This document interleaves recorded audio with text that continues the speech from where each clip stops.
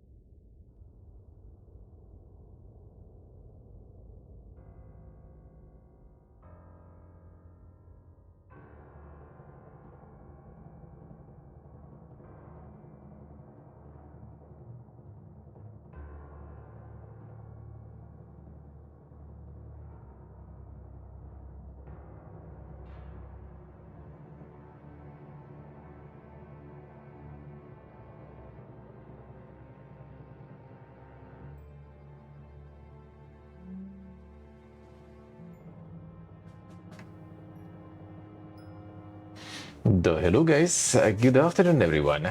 How's life? How is it going? How are you guys all doing? As the microphone sound is kind of weird. I just like put it in like a different USB and it's like suddenly way louder. As long as you know the quality is fine and it's just louder, then I guess it's actually not that bad. Actually, maybe not that bad. Hey Modkip, hey 500, hey 8-bit, hey Nick, hello. And 8-bit with the resub. Come back to the dungeon. Thank you, sir. Thank you, man. Thank you.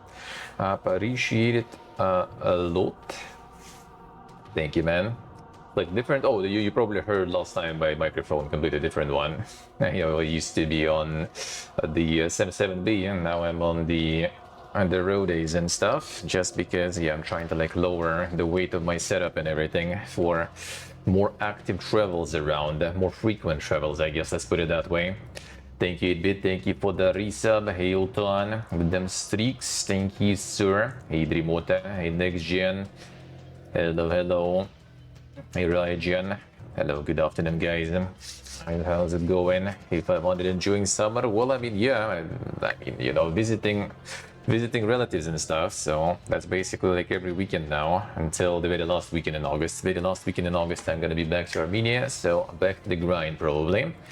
But for now, yeah, this weekend, next weekend, weekend after that, weekend after that, I guess it's gonna be not that crazy though, most likely. It's gonna be just like Saturday off, but Sunday not gonna be the late start at least. Shouldn't be.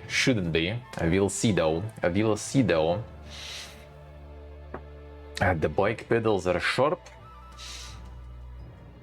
Well, I mean, they could be. Might be not the best idea. I like still like some scar, I think, or something on my head from some insane biking before. So yeah, some things indeed can be pretty sharp there. That is true. Alright, so we are going to do the gaming news recap. And well, yeah, the usual, that's the plan. Couldn't miss that. Didn't want to miss that. Looks like some of the weeks maybe there'll be like some more day offs, but yeah, Sundays I will try to still keep intact. It's actually kind of even better for me to peace out from like wherever I am on Sunday early in the morning, well, somewhat early. It's even better for me because usually, you know, like Sundays before leaving somewhere, it's always kind of like, you know, all this like half-arsed day, you know, need to gather, need to help with some stuff, and I'm just kind of, you know, in the morning waking up, eating breakfast, and without all this like, you know, slow sadness, I'm just peacing out. That's, well, I mean, kind of lazy though, I guess, because my dad was like mowing the lawn and everything there without me. Well, we could go Friday. I plan to go Friday, but the weather was shit, so didn't go on Friday. Hello, Window. How we do, man? So Friday I did a longer one. Friday I did a longer stream. We watched the THQ stuff, so we are caught up with that one, at least. But you're gonna do the gaming news recap. See, tomorrow with RPG Monday, I'm gonna do the usual KCD. It continues, it goes on.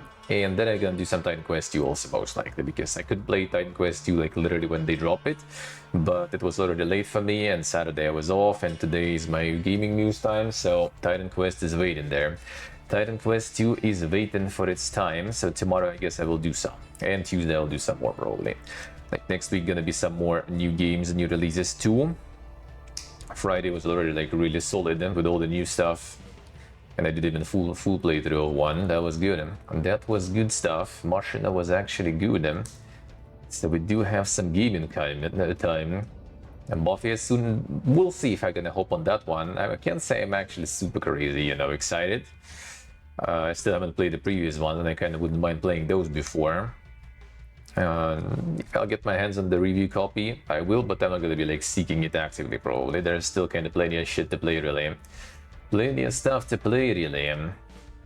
So yeah, gonna be a bunch of new games. Next week maybe gonna be, not maybe, most likely gonna be also, we'll see, Wednesday or Thursday off probably, and Saturday. Like Saturday's off basically, except for the last Saturday of August, then I'm not gonna be off. But yeah, like basically what do we have? 9th, 16th, 23rd, they all gonna be off. They all gonna be off. Story game apparently not instead of open world. Yeah, that's the thing. I kinda like don't really, you know, mind the open world in case of those games, you know. For me, always kind of felt like it's supposed to be sort of like, you know, our own answer to GTA, just in different era and everything, initially. And then they did kind of change it, and I mean, good game still, right? But yeah, I wouldn't mind the previous formula, to be honest. To be quite honest. Alright, so let's start slowly with this stuff here. There we go. Oh, feels good, man. I finally got some nice sleep and everything too. Very nice, very nice. Summer house, all the fresh air and everything is good. The buses and everything are not that good though. There, it's like the contrast, you know. You have like the capital, you have, you know, the region outside the capital, and the difference is insane. Those buses, like, which AC, dude? What is AC? Open windows and only two to the whole bus, and just like the portable sauna, you know, a sauna on the wheels there, basically. That was quite something. Quite something there. Alright, so let's see what is up then. The Insane Steam Racing Fest. The Evo sale for all the fighting games enjoyers. Witchfire 20%. Now this one going early access still. They do be pumping some updates and content for this stuff all the time, so that's pretty good. This one apparently is pretty good. And that is good. Early access, thank you, Gift even. Early unlock of the stake gun for everyone who plays the game during early access. Huh? After 1.0, non-early access players will have the opportunity to unlock it as a late game weapon. Ah, I see, alright, so at least something you still can unlock though. That is good. That is good. Islavic hello. Yeah, Witchfire I was kind of like waiting for back in the day. Then it was like the epic release and stuff, right? And I just kind of like never really got around to it. Baby. Hey Steve, good morning. How we doing? Maybe one day, yeah. Then their publisher sale. Are they selling the glorious? The glorious. What was even the name of that shit? No, they only sell a Hitman basically. They ain't selling the Mega Flop.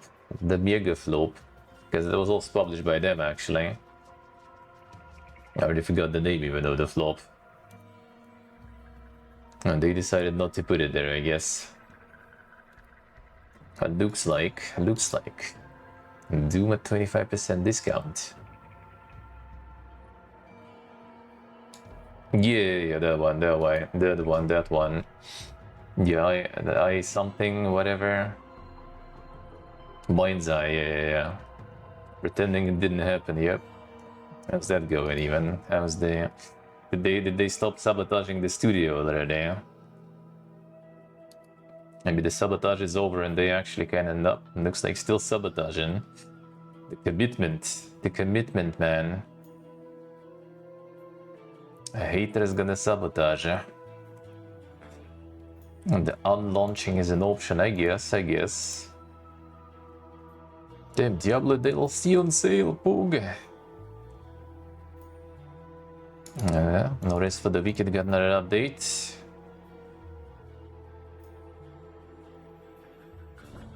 On the sale.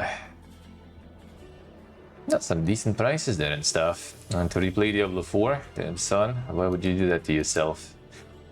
I would if I get the DLC, but I ain't buying that trash, dude, honestly. Like, buying Diablo 4 alone was already enough. Like, we played with friends, we had our fun, good, enough. That is already way too much money, man. Like, I wouldn't undo it, but the DLC, no. Nope. No DLC. Too expensive for not much there.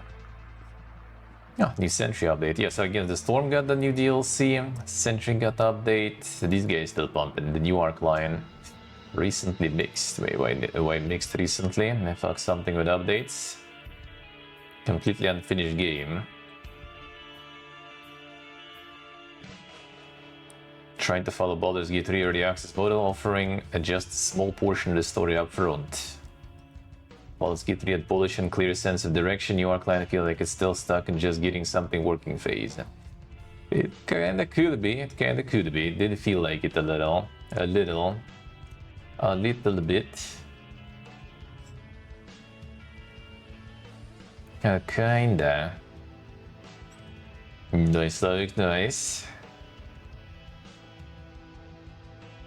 And not do recolored Helltide's Nightmare Dungeons. I mean, kinda.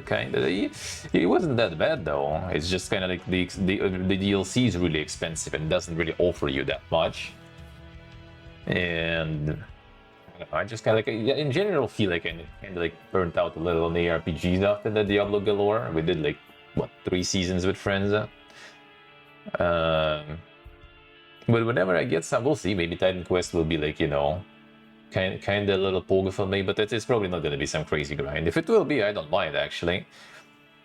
I'm always open to get on the grind. That I am always open to. Boss Flipper Renovator Simulator. Dude, I thought it was like some porn game or something. Like, the fuck is this like bullet picture there? Yeah, Sacred, welcome back to the dungeon. Thank you, sir. Thank you, man. Thank you. I appreciate it a lot. Thank you, man. How's it going? The busiest serb in the world, eh? Insane. Yeah, this looks like some porn game or some shit.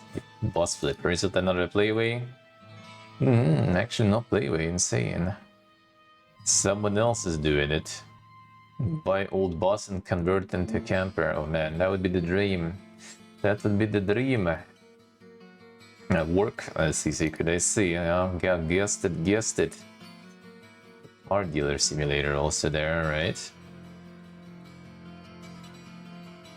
Tavern manager. That was different publishers and stuff, no? One more time publisher.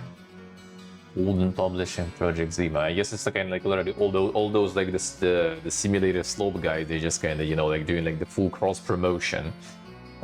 I follow you, you follow me kind of stuff, you know. Like the bundle fiesta became already kind of like the meta. Also looks like. And bundle everything with everything as much as possible.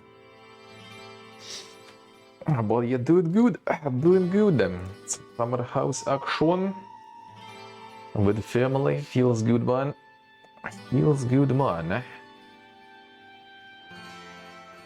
The Playway Assassin's coming, yeah. Dude, it's actually like so like going like literally like both sides of the family, like all the relatives and stuff and friends too, and everyone is like, dude, you just like, you know, you're getting younger, you look so good, you lost so much weight, and you just kind of think like, man, I need to go harder at this stuff, and that works really well, you know. Feels good, eh? Finally getting some feedback and motivation for that too, because you just kind of like don't even notice it yourself that something changed really. that everyone kind of just goes at it, and you're like, maybe I actually did. I mean, I know that I did. I saw it on the scales, but like, you know, you don't really see it yourself that much. Gotta work on that more. Probably went back in Armenia already. Like, even though I wouldn't say like crazy here though. But yeah, all these like barbecues every weekend and stuff, totally not helping that much.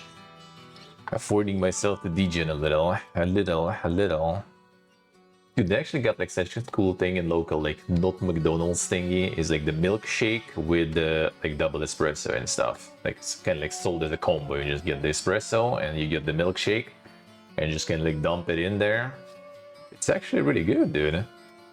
That is actually really good.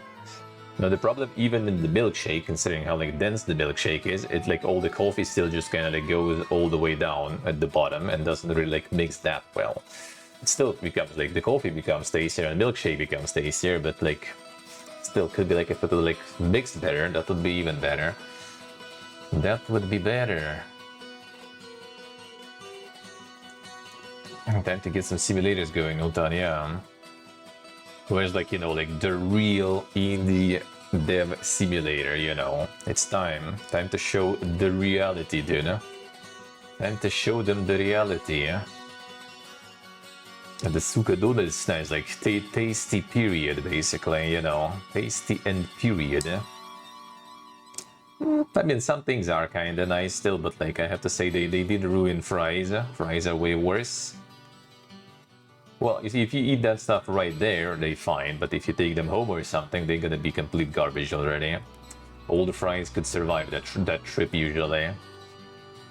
Nuggies are also kinda bad, and most importantly, they ruined the hash browns. Like, I love those hash browns so much, and they kinda made them not that good, but they kinda dog. They're kind of less greasy though, I have to say, compared to how they were. So maybe they're healthier and stuff, but like, dude, those were tasty. These are not really. So they did ruin some things. And some things are fine though. Some things are fine. And not that bad, not that bad. And I guess the local Lidl KFC replacement is kind of alright, because I mean, chicken wings, spicy chicken wings, you can't probably, kind of hard to ruin that. Like all this like secret mixture of herbs and stuff, no one cares about this shit. It's still as tasty, with or without it, I guess. They just maybe use some different mix of herbs, but it's still good. And the Coca-Cola, yep, that shit is dog. That shit is dog, actually. I bought a bottle. I tried it before, obviously, before I left, right? But before I left, but now I just like already, like, you know, in Armenian stuff, you have access to like all the real shit, which I don't even drink that much, to be honest, not that often. Last time I think I did, just because we had it kind of like as a gift with our kebabs, so why not? But the Lidl one is bad. It's actually kind of like, if you remember, it's only boomers, I guess, at this point remember, there was like, nowadays there's Cola Zero, right? But back in the day there was Cola Light. That shit tastes like Cola Light, and that taste wasn't that good. I mean, some people kind of like it, I guess, but like I used to drink a lot of that shit. That's why I became fat in the first place, right? In like 2004, 2006, like MMO days, basically. Too much MMOs, too much cola. So at some point I was like, maybe I should switch to light to, you know, to not get that fat. And I switched to it, and I was like, nah, I'd rather get fat. This is trash. Like iron, well, but yeah, you have this like, yeah, like iron taste does sound like the right one. That is the same in this one, in this replacement. It's like Cola Light pretty much, and I would be fine with that if it would be cheap. But that shit ain't cheap. Like you can, like in Armenia, you can get for that price like 2 liters of, like, you know, the proper drink, and here like you can get here the actual cola that is imported from like everywhere, like Israel, Kazakhstan, all the places, and it's gonna be like just a little bit more expensive, but it's there. So like, if there would be like 2 times the price difference, I would understand, but like why would you buy this shit? I don't even at all. I just like get some like kvass, you know, when you have that here, why are you even gonna buy that shit? The only thing I did, I got some adrenaline rush actually, one second. Oh, that I like. That I like. Even though it's also like in every country we've been so far. Don't really drink energy drinks, but this one I like how it tastes. So might as well, might as well.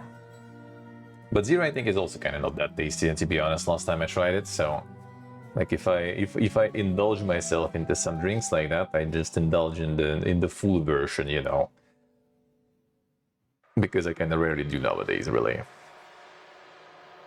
Only when kind of full degen mode. And well, to be honest, when traveling, you can end up trying like local sodas and everything too. Which kind of, like in Georgia, sodas are really good. Uzbekistan, not really. Actually, they do have some local sodas that are kind of alright, but one brand at least. Armenia, Armenia, they have a really nice, like kind of like the juicer based kind of like, wouldn't call it soda, just like, you know, sparkling drink with juicer. That one is really nice actually. And that one is pretty good, eh? The Ninja Gaiden, eh? Oh, but pretty good. Even my friend who doesn't like, you know, all the old 2D and pixel arts and stuff, he was actually interested in getting this one. I wonder if he did, eh?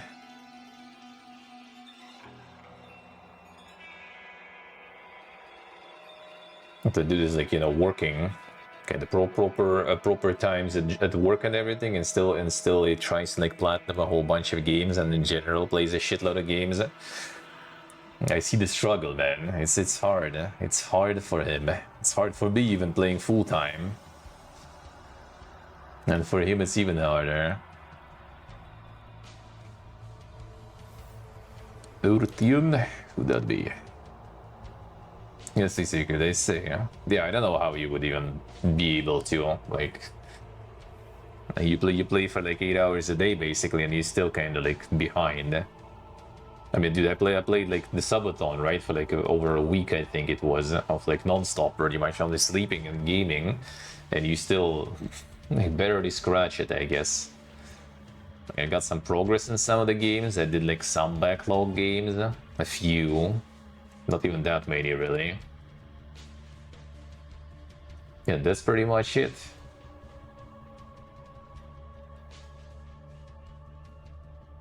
Started Rogue Trader, yeah, that's another like 100-something hours probably down. Like, if you start any RPG, it's over, man. It's over.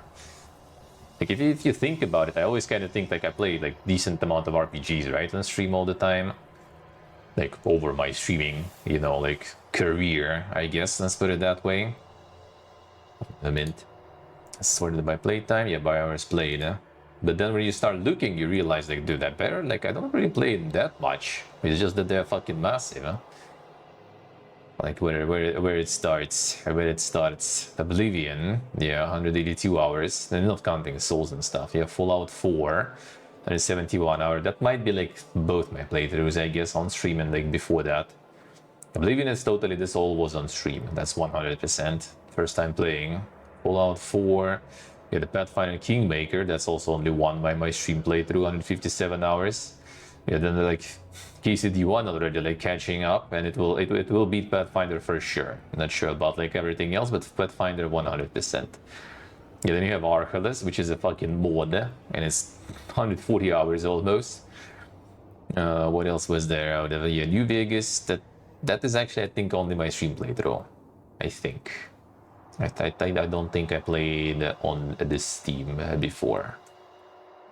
Dragon's Dogma kinda counts too, right? Also massive. Then Atom RPG, like a little below 100 hours, but yeah, like Pillars of Eternity below, Gothic 2. Oh wow, then Gothic 3. What else was there? Encased, Wasteland 2. Wasteland 3, I think I got Game Pass probably. Helix, there it is. Fallout 2, that I think is... That's actually, I think, also one playthrough just with restoration mod or something, it was. Insomnia, I need to replay this shit. Actually gonna click and check what is up. Maybe something happened there, probably not though. Yeah, Deus Ex, Drova, Fallout Tactics, not really. Expedition 33, Fallout 1, that's multiple playthroughs though, for sure. Shadowrun games. Hong Kong was that short actually. Okay, Knights of the Republic 2, Gothic 1, that also wasn't that long. Greedfall. Lucid, not really. Vampire, I don't know if I would count it that much. Into that. Thaumaturge probably also wouldn't really count there.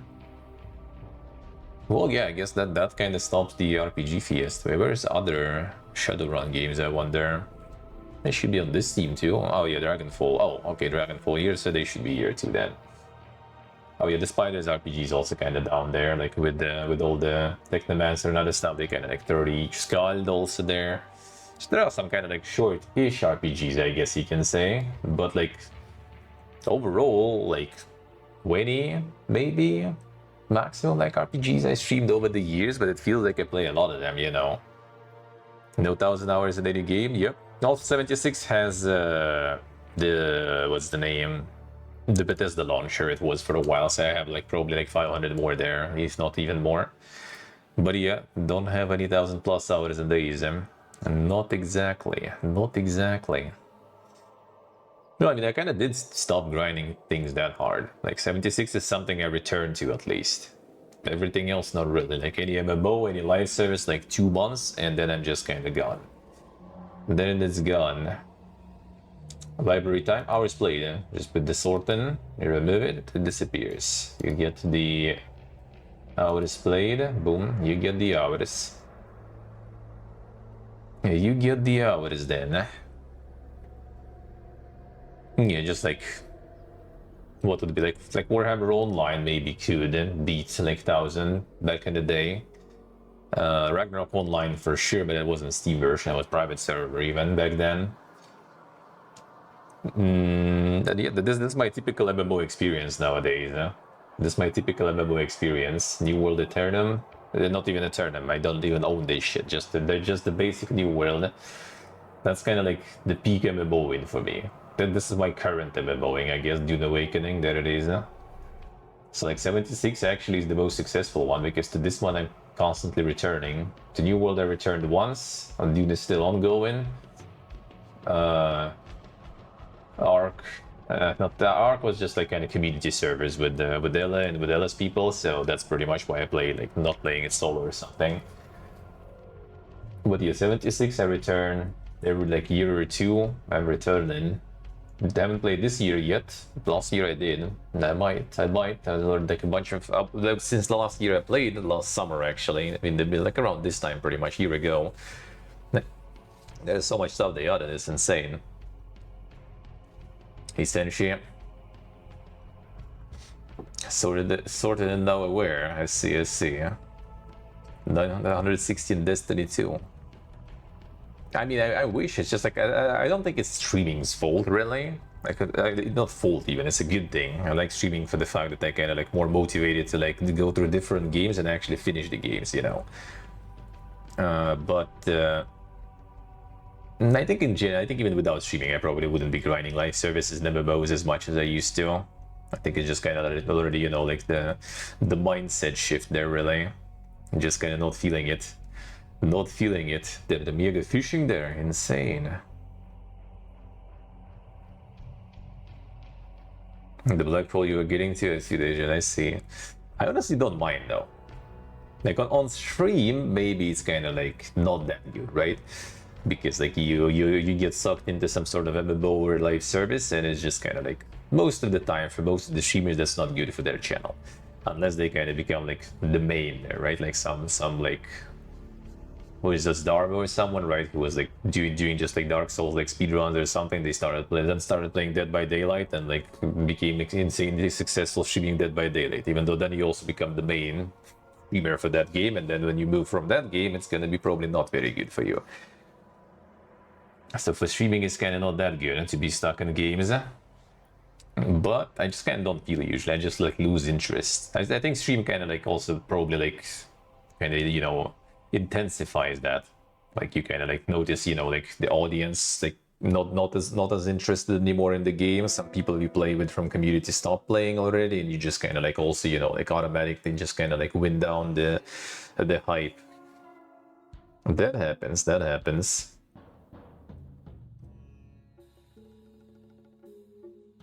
That actually kind of does happen. Maybe not a bad thing. Depends on the game, really, though. Depends on the game. At least the good ones you return. Like Fallout 76, and ironically, I'm gonna get another return soon. I'm gonna get another return there soon.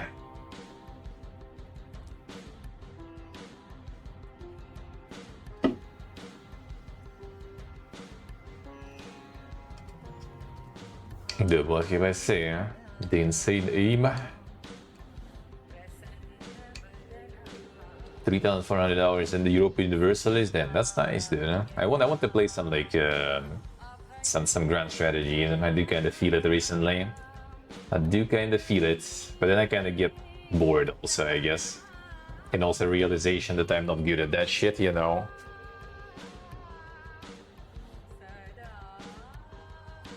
See the I say. 200 hours for Fallout 76. Yeah, I mean, if I return, it's gonna be probably also a couple of months. I might. We'll see when, though. Like, summer would be perfect, but also right now I'm kind of like, you know, this is gonna be like not a lot of streaming time now that I'm here visiting, right? And when I'm returning, it's gonna be autumn, and in autumn I don't even know how things will go, because there's gonna be a lot of releases dropping, and I kind of wanted to grind that, but also potentially I'm just gonna be doing a lot of IRL. And when we're gonna start moving countries more often, right? Like then you can like a couple months, 3 months in the country. Like usually I just travel, right? And then I sit and stream at the PC. Oh shit, Steve, welcome back to the dungeon. Thank you, sir. Thank you, man. Thank you. Appreciate it a lot. Usually I just go and stream at the PC for like 5 months or something, right? Because we go for 6 months. And then for like 1 month I just do IRL, and kind of like obviously can't cover everything, but not like I have resources to cover everything anyway in every country. But when you go for like just 3 months and you still need like, you know, a couple of weeks, months to show the country on stream, then you just have like, you know, half of the time you're gonna be IRL and half the time at the PC. So tricky. We'll see how I'm gonna be managing that. How I will be managing that. Hopefully it'll be possible, because it's gonna be like intense half a year then probably, in terms of like trying to juggle IRL and gaming. Tricky ones, especially if it's like MMO or something else. Like I would rather just already, you know, like sit down and like grind some games, but I guess there will be plenty of time for that. At some point when things hopefully calm down and everything, just returning, you know, back home and just like go in full insane gaming mode. That would be amazing. That would be amazing. 8th and 9th week a day, otherwise you don't have enough time. Yeah, sorta. That's the problem. That's the problem. A mecha-themed tactical turn-based game. A unique part destruction combat system. I see. I want to gain? Well, then do it. If you already work for 4 hours, why not? Why not? Deserved. Yeah,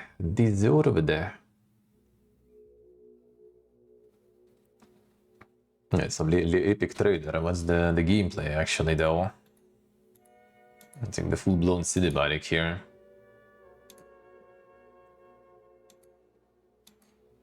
And gameplay looks like this already, alright. I mean, not that bad, but totally not as epic as the cinematic. Totally not as epic as the cinematic.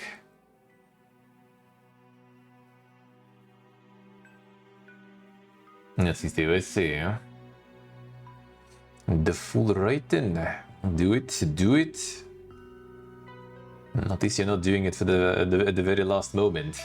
My favorite genre of everything, dude. Every time. Pretty bad with that shit. Kinda do hope actually like this like constant, like frequent moving around and stuff will also kinda, you know, like improve, I guess, me a little bit, like, you know, like my mindset and everything. Like all these travels in general, like so far felt like it was very beneficial for me, mentally and everything, and physically even too. So I hope doing them even more frequent and stuff might be even better then. Because otherwise I'm like super lazy, always waiting for the very last moment with everything. Alright, this doesn't do that bad though. Mostly positive. So what bad? Oh, gotcha pissed. Damn, I see. Alright, cash shop. I see. Cash shop pretending to be a badly written virtual novel. Which wants to think that it's Mecha Tactics game. Okay. Didn't see that one coming though. Actually, with going gotcha. Well, I mean, I saw some weeb waifus, so that already kind of, you know. But I thought they just trying to farm weebs. I guess they farming weebs actually too much. I'll see then. It doesn't mention any gotcha shit here. So I'll see what is. Everyone's making gotcha everything. Gotcha everything. Keep on mining. The idler. Short incremental mining game. Mine rocks, gather materials, find artifacts, craft pickaxes. Spend the materials and permanent upgrades. Dude, 961 review. Holy shit, dude.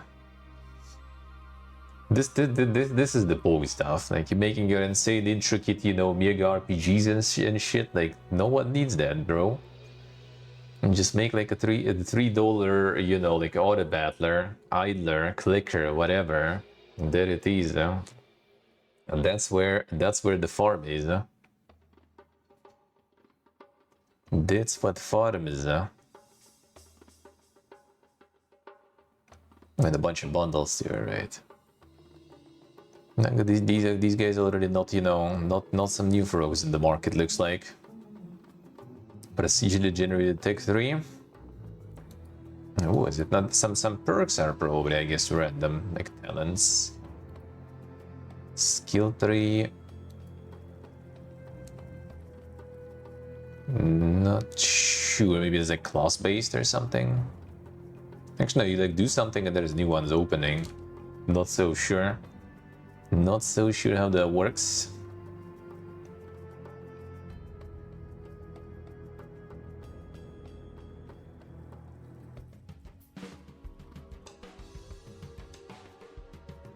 Mining session done.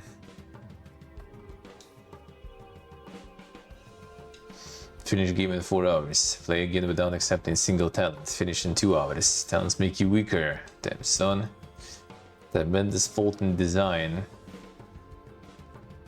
And give tiny benefits but buff the rocks immensely. You know, and still, even with like that many people buying, you're gonna have someone who bought like, you know, something for like $3 and then gonna mold the game is too short and the game is not perfect in general. Then more backroom fiesta. Mysterious group exploring a no clip.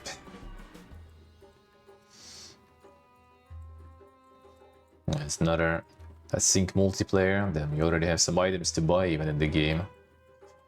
Gotta farm the back rooms, eh? And then games allow. Tales of the Shire. Oh, this one is mostly positive actually. Damn son. Not too bad then. Not too bad then.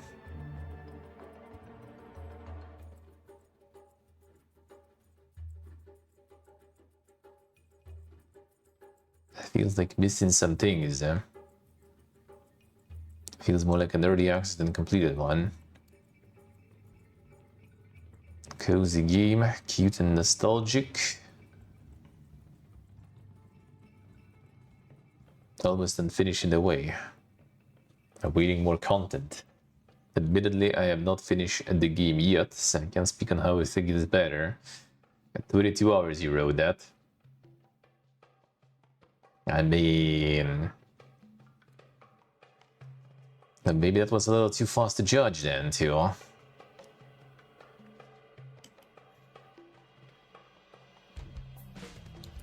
Right, Prison Escape, I think we saw, yes, Playway. At least they got some meme stuff going, so meme stuff can be excused. The meme stuff at least can be funny sometimes, huh? Spovoiva. Again, a beautiful, so this one's still already for a while in the list. Seen them before. AI slope for you. Prison escape? I mean, I don't think they even do that, dude. They just have everything already, you know, pre-made, all the assets and stuff from all the other simulators. So I don't really think they're going to slope that much. Don't think so. Titan Quest actually pumping. That's nice. I'm gonna play some tomorrow, bro. Damn. I was thinking Tuesday because tomorrow RPG Monday, but I think I'm gonna play some tomorrow too. Because I kind of missing already like a few days where I could play it. I want to still be on board, you know, with a little bit of hype. Even though it's early access, we're gonna return. We're gonna return. That's for sure. We'll see how it is. We'll see how I feel, you know, about some ARPGing at the moment too. Grounded, mostly positive. Battlefield blocked. Oh, I mean, it's Armenia, so it's the Armenian Steam, so it should be available. Unless they decided to like cut the whole region. Now there it is. It's not that popular here. Probably because the price is also quite insane, actually. And they got no regional price for the whole region, so I think people are not very happy because that's a lot of monies.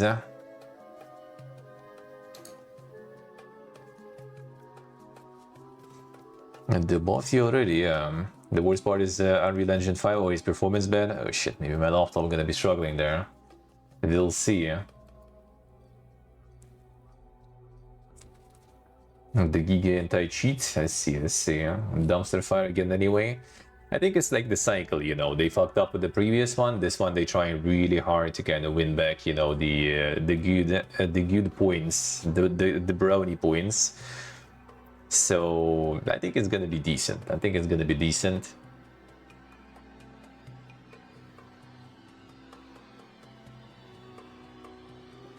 Kind of like low-key surprised in a way at how like big Grounded became. Like I was supposed just kind of like a small, you know, side project for them to work on. And like the first game got like really good, and the second game like just out in early access, and it's out in Game Pass and stuff, by the way, too, right? And it's like pumping really good numbers, pretty big numbers in like CDB and stuff too. So it's impressive. Needs more optimization garbage. Not acceptable. The bugs and stuff. I mean, that's why it's early access. Even though at the same time, when something looks like this, really, like, I mean, it doesn't look bad, right? But it doesn't look like some sort of insane photorealistic graphics either. Like when it runs like shit, like come on, dude. Now that feels weird.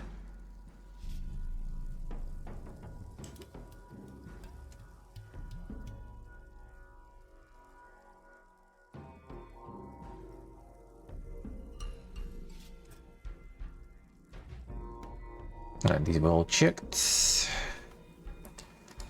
By daylight there again.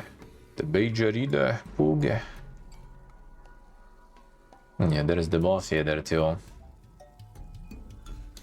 Doesn't look that different. I think like from what I read at least, like whole Carnage even tweeted also like it's just more of just the same. Plus you got like the mounts and like, you know, a little bit of like improvements on top. But everything else is the same. And the cool PvP experience. Send your voice to cast spells in the Beige Arena to settle ages-old feud. That's a lot of reviews for this one. Got the force in marketing. I got the force in marketing there with stream snipers and stuff, I guess.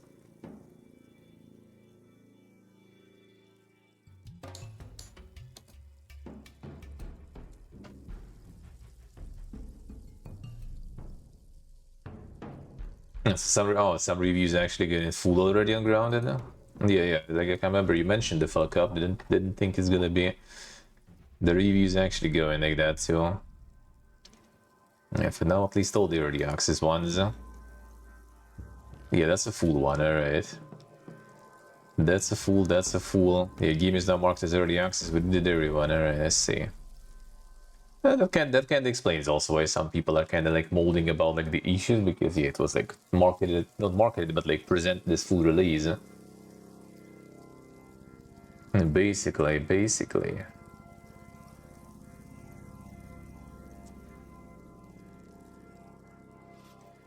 Empire game Pixel Hero.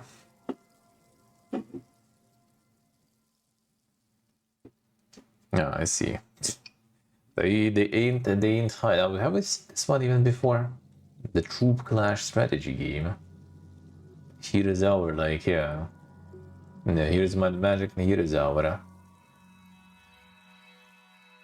multiple races with national styles like Huaxi and France. Huaxia, I guess, or something, probably, I assume. It looks like the devs are Chinese, eh? Not the national styles we recognize that easy, I guess.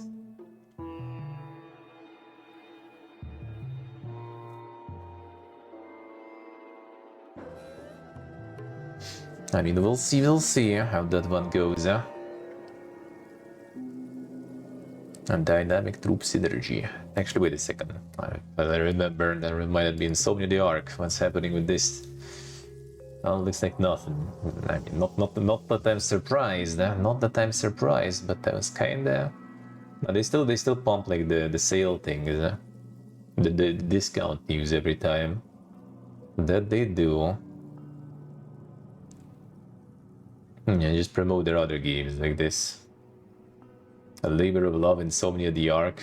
Huh? You guys didn't update this shit even when it was just out. Totally not for years after that. Isa Prayer, hello. Yeah, I want to replay this one. I'll get there. That was like my... Yeah, last played November 2018.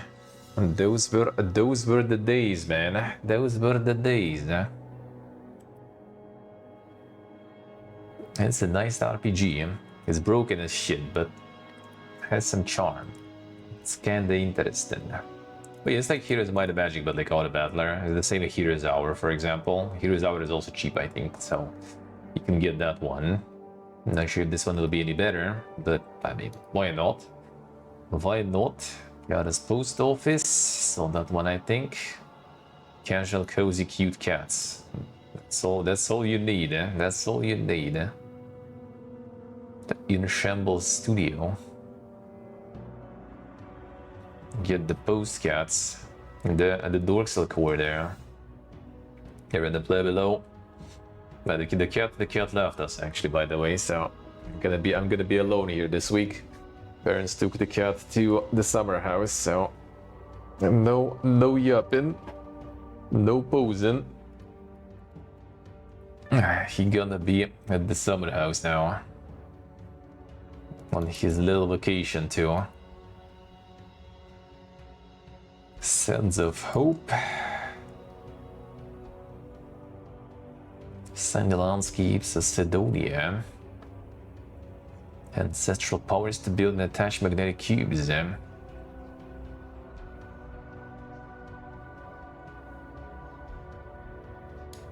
It's kind of a little bit of like Dink core, but not sure about that.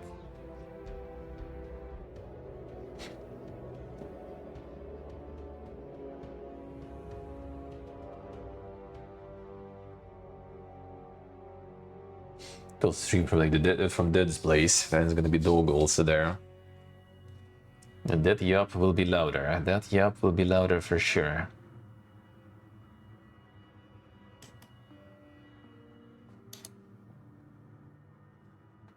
The magic in for the sea. Which one was that? Which one was that? Early access. Tavern Life Simulator. And even with cards, insane.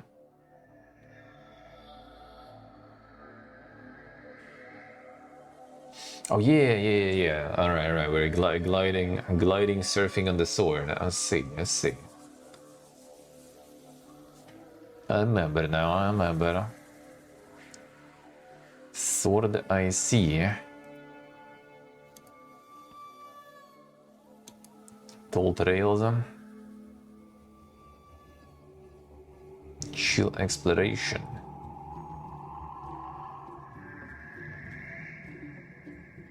Yeah, a little golem to find that in the quest to find his purpose. Damn son. Be chill and beautiful, yeah, that's probably gonna be the vibe. One of the artsy games there.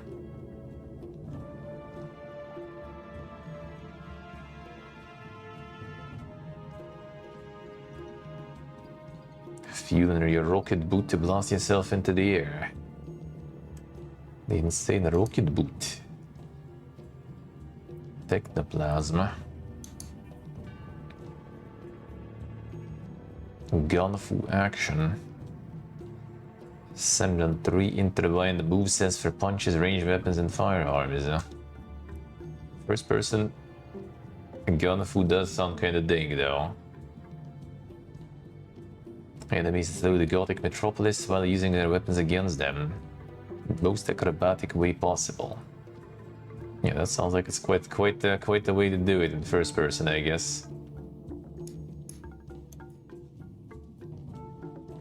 The Gunfu. Figure shop simulator. Damn, another one. Another one. No games. Insane.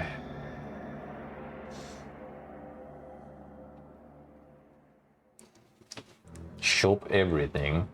It's about this one got some like also you know like the injuries of the figurines like hot gluing them and stuff after or some shit. It's a mini game or some stuff. Yeah, the Miyaga AI thumbnail too. Yeah. There's kind of a lot of them have this nowadays, and they also kind of like irrelevant thumbnails, like the bus flipper one, for example. Like, why? At first I thought it was like some sort of like dating game or like, you know, another porn game, and it's just bus flipper.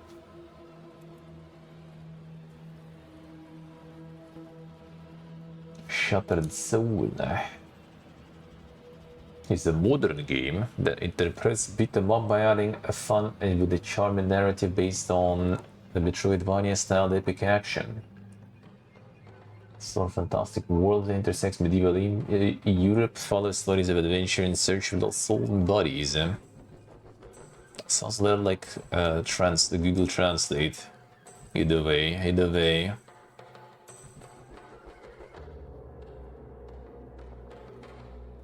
A little bit.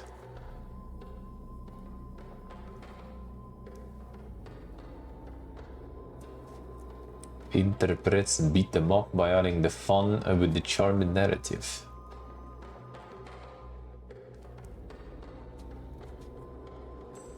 Not kind of fun exactly we are then. I wonder. Doesn't seem that much, you know, innovative there, I would say. Sporting goods shop. Oh damn, another simulator. Gotta get even more. There's no lady on the thumbnails. I'm already not gonna sell, bro. I'm not gonna sell. I probably will though still. The simulator slope is pumping. I work alone or with friends also and get some co-op. The full recipe for success. You can run them prize portals apart. Whole bunch of emojis in description. I think even banned this shit. Or is it only in the game title? I think descriptions also should be emoji free nowadays. I thought Gibbon decided to cut that already a while ago, actually. Through magic portals into fantasy worlds. Didn't we have already the survival game with that kind of gimmick with all the portals and worlds? And that didn't go that well. And that did not go well.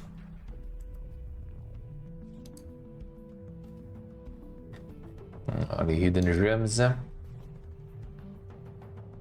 Nightingale, yeah. The static dread. Make sure the way we've seen already. Who was the static dread? Now we have like all the DLCs and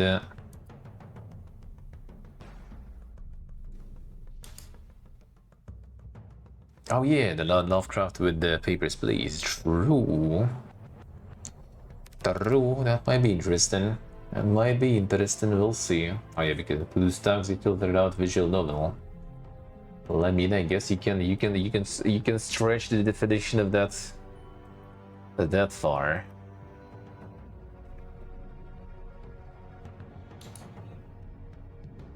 And the Hill Cook. Not kind of doing well too. Velgate. Ah man, that doesn't seem like the amount of reviews is that insane. And the player count wasn't that big either. Well, that will survive, huh? Because as soon as the player count drops on the game like this, it's gonna be dead. Because that's what happens with PvP multiplayer when there is no players, you know, for multiplayer. No matter how good it is, huh? The Speed Freaks incident. Feels bad, man. The Edible Shelter Simulator with Playway, another one. The second one already, even. The Great Wilderness. I think we saw this one last time or something, didn't we? Strategy of Lily. Turn-based strategy game.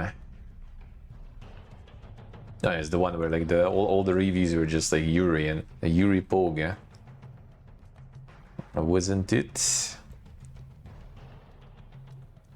No, there's a little more articulate ones this time, I guess, already.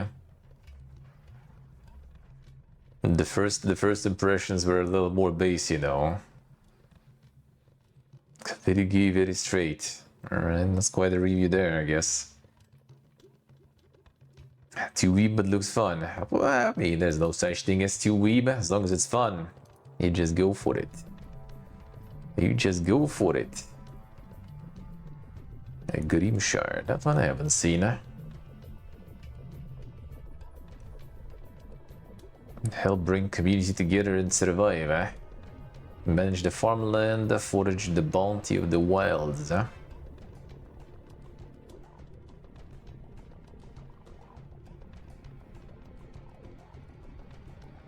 The Fury Valley there, I guess, alright.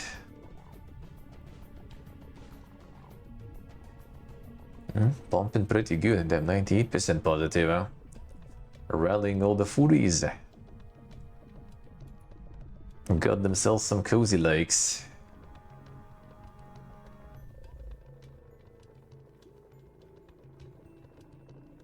The insane mountain biking. Okay, surprisingly okay reviews, I guess, for the game. Like this. Usually they kind of farming not very good ones.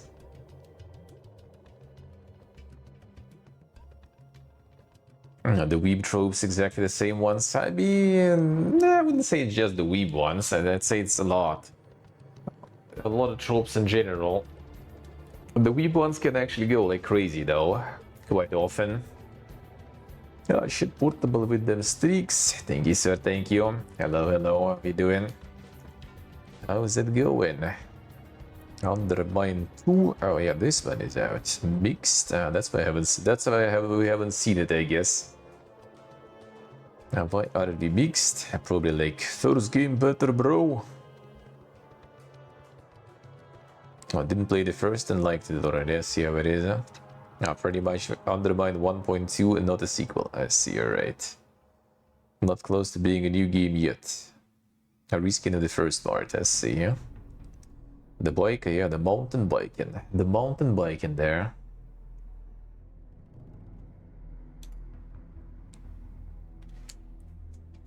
Steve's Warehouse. Physics roguelike chaos. Oh, it's the Suika game stuff, like, alright, I see. Suika game, roguelike, and deck building. All of it. All of it.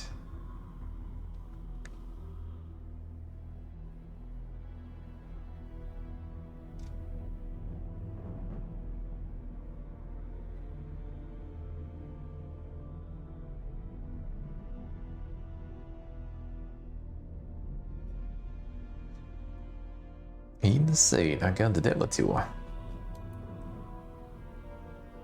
Fill up the hole, I think I saw that one before. That one was very dank. Another kind of like idler, yeah, another one. Another one. Seen that before. Demonic Mahjong. The overwhelmingly positive Mahjong game. Roguelike deck building. Ah, inspired by the timeless mechanics of Mahjong. Oh, they got the Balatro but Mahjong now this time, and with Weeb Waifus also. I see how it is. Huh? I see how it is. Huh? I'm just gonna combine everything together. Get all the, you know, all the ultimates. Cast all the ultimates at the same time.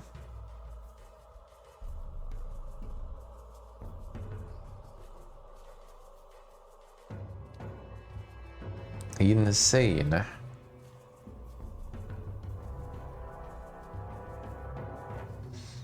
They got it all. They got it all. Balatra Mahjong. Not sure this is actually how Mahjong works. Yeah, not sure about that.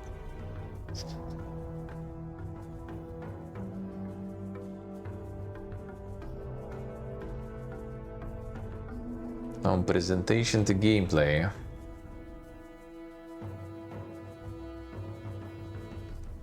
The Madonga. You know, like the special patch, you know, for that, for all those waifus there. They get even more audience there, you know. Loot already out a while ago. Seen that before, huh? Good. Good. Alright, let's get to them news then. Time for them actual news.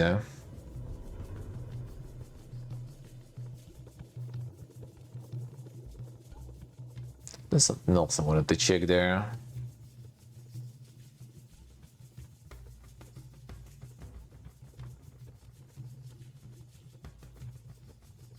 Medieval games. Leaving for 28 instead of 50. Well, regional price plus discount, I guess. Basically. Are you waiting? Are you waiting to get in on that Todd Levian there? On to that Todd Levian. Oh yeah, QuakeCon actually.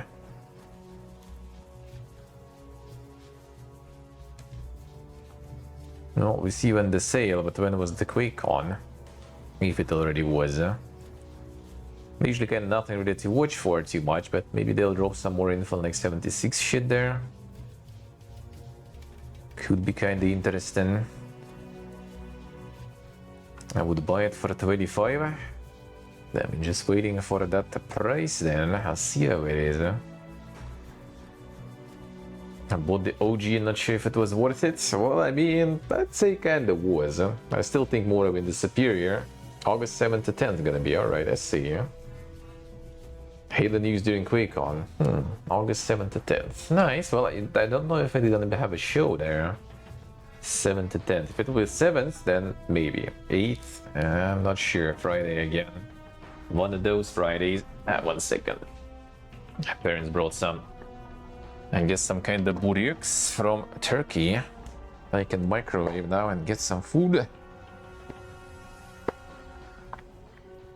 Let's try the proper Turkish burriks.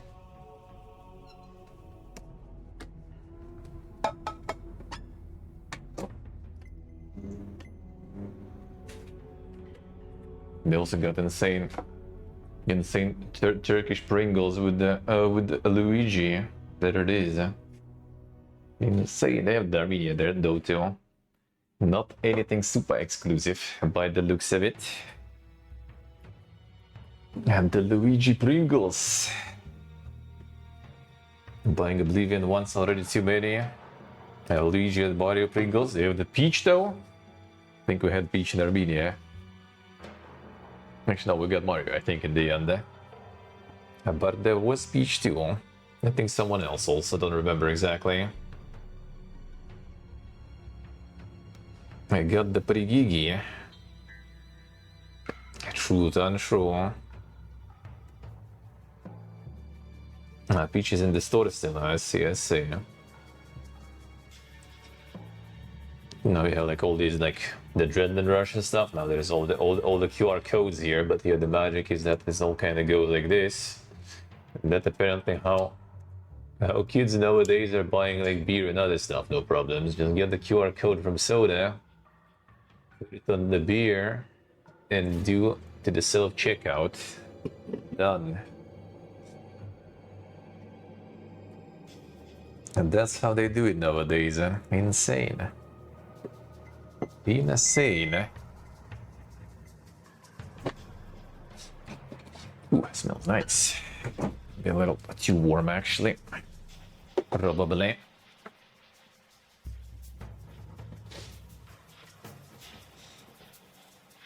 I grabbed on Steam for Sky Oblivion, yeah, the proper one, Yeah, warmed it up a little too much. The burritos, it should be crunchy, obviously already after the microwave, they're not gonna be that crunchy though. It smells really nice though, feels good. The actual Turkish cuisine. It's like parents like had nothing really else to do in the airport yesterday because they got like transferred already from the hotel like 6 hours before the flight. I'm like, fuck man. I was like recommended to go 3 hours before the flight. That's what I do usually, try to. Just in case, but like 6 hours. And what's she gonna even do there for that all that time? What's she even gonna do there?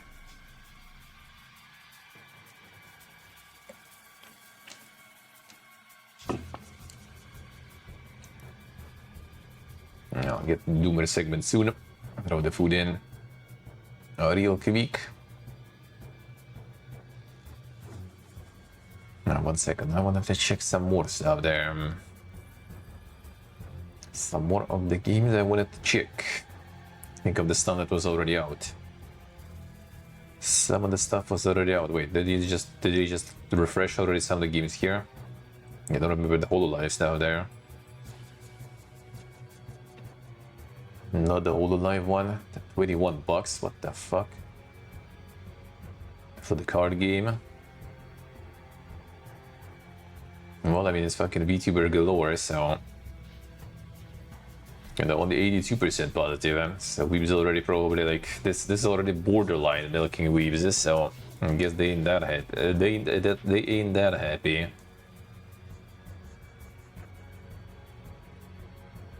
HoloLive takes in the world of traditional Japanese card games, huh? And so specific about the Japanese card games there. And get the insane meals and stuff there.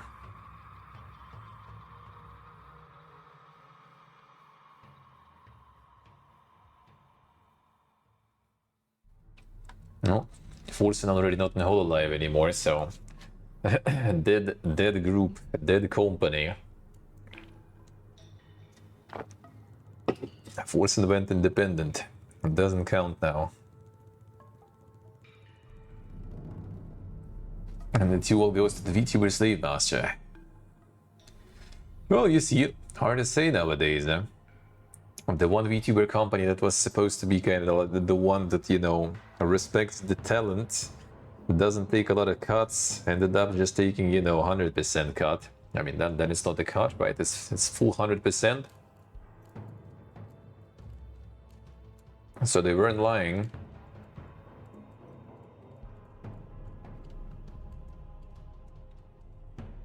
And Machine has seen it all before, yep. Well, with this kind of industry, I guess, it makes a little more sense. Because you have some sort of like, you know, entry barrier. Getting the model, getting the rig. All that stuff.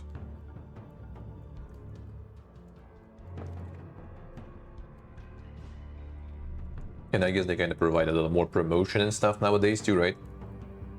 Like if you go on these VTuber Corps and stuff, and they get all these like, you know, the presentation of the new VTuber already gets like, you know, a few thousand people there. Like, if you're just gonna like go just make your own model and go independently on your own, you're just gonna get like, you know, 2 maybe, not like 2,000.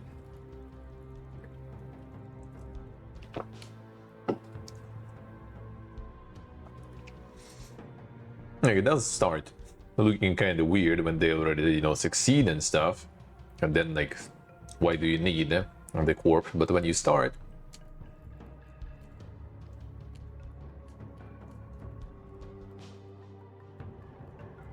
a bit more abusive than transactional. I mean, looks like it, yeah. Well, they also ended up owing them a bunch of money, to charity too, so, you know.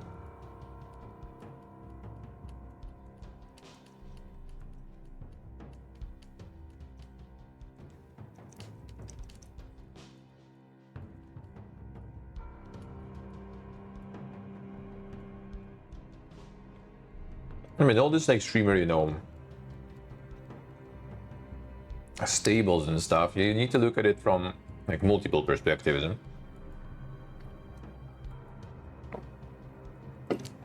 If you go in, you get some support and help with your career. And the same as, for example, like when I was going to college, like the college, like decan is basically like the main lady in the college kind of changed my mind on that. Said that I should go self-funded them into different specialization, like networks and stuff. Because initially I was planning to go microelectronics, and the idea there is that you get paid, your studies get paid by the company, by the manufacturer, and during the day you work there, and during the evening you study. And then after you finish the studies, you also have like the contract for like a few years or something. When you work on that company, still you're getting paid also through all the time while you're studying, after the studies. But they also pay your like tuition and stuff. So, but then yeah, then you kind of locked with them for like 3 years after graduating too. So yeah, it's just the, you know, kind of like the drawback on your pay for them kind of helping you with studies. And this kind of same shit here, I would say. Now, you can't afford, you know, a model and stuff like that. You're not sure if you're gonna get the audience. And I mean, let's be real, if you're going like absolutely from zero to into streaming nowadays, no matter who you are, VTuber, you know, like some insane entertainer, insane esports player, super beautiful lady with big personalities and stuff, like you're probably gonna get nowhere without some sort of like help, you know, networking or something. So all these, like, you know, the VTuber corps and stuff, that's what they do for you.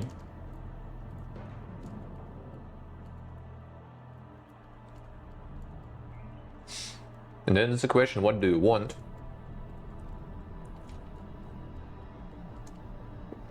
Like, if you're complaining about like the terms on which they're working, then just don't do it if you don't like it. Those that are in, they agreed to that. Maybe later down the line they start kind of, you know, being mad about it and stuff, but that's probably when they already made it. And when they weren't making it yet, and were no one, then they probably had a bit different idea about all this.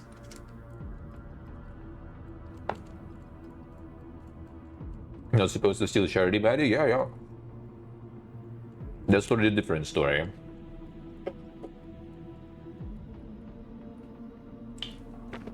That is already a different story.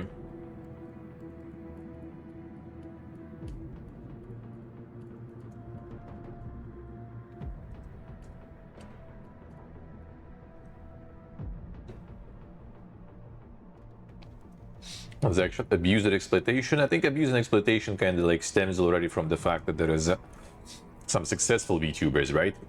Like they see this, they see the product of that company. They see successful VTuber, right, making numbers, making monies, and then they hear that they pay a huge percent to the company, right? The company owns the model and stuff, right? Owns them, sorta.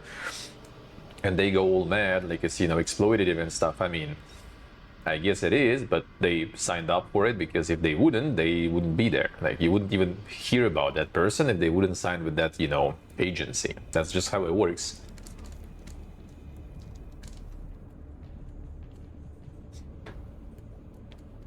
There's like a trade-off. They want to have guaranteed success pretty much. They signed up for it. You can try to go indie, make it yourself, but it's gonna be not a high chance.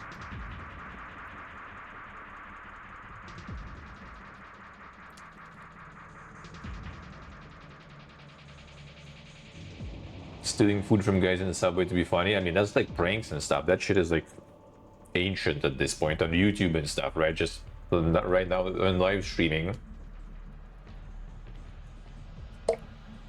I mean, you have people like Johnny Somali and stuff, right?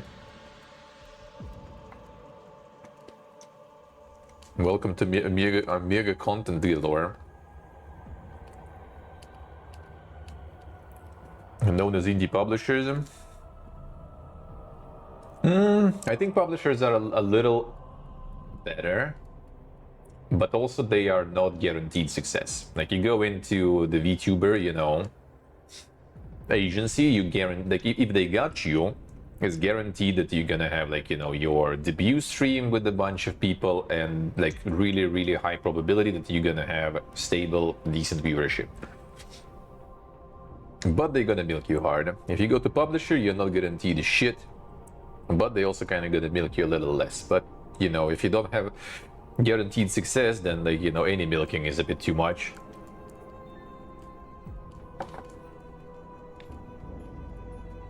The nuisance streamer lifestyle. I think they're actually working on some sort of law in Japan now about the nuisance streamers and stuff. And I'm afraid, you know, usually whenever the law, the shit like this happens, I think whenever that happens, it is actually going to blanket mode, you know, like they kind of actually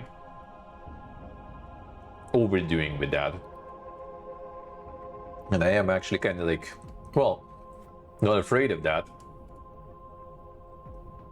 Huh? No, I do open the screen. Oh, there we go.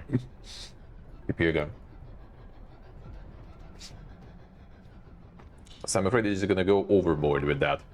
And then not just targeting like nuisance streamers and stuff, but basically all the streaming in public gonna become like way harder. Which would be sad for me. Yeah, I mean, like when I IRL, I just kind of, you know, minding my own business. I just like filming the views, filming places, and filming like food and stuff, right? And trying to like, some streamers, they just kind of like get themselves into those interactions because that's content. For me, it's kind of the other way around. I just want to have no interactions with people and just show, you know, the places and stuff. But yeah, if they're gonna go ham on those laws, then like in general, it's probably gonna be like restricting a whole bunch of stuff. Like you already probably with camera and stuff, not gonna be let in many places, especially in places that are popular among streamers. When you just want to, you know, kind of like quietly sit somewhere in the corner and like, you know, show some food, for example. In some foreign country.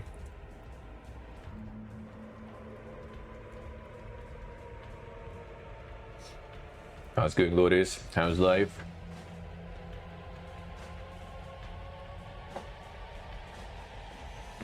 Yanking your sandwich there, yeah.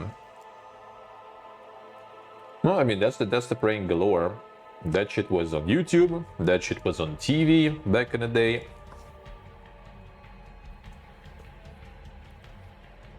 All the streaming in general, in many cases, I think, is... I guess a lot of medias in general is just like, you know, regurgitating the same concept that's been around for a fucking century at this point.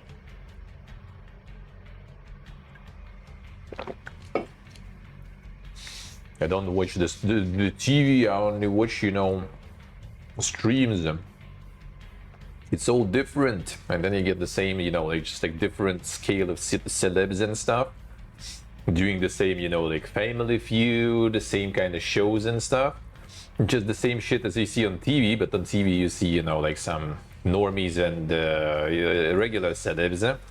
And on Twitch you see like different people, sort of like some B tier celebs, I guess. I don't know, C, whatever it's called already at this point.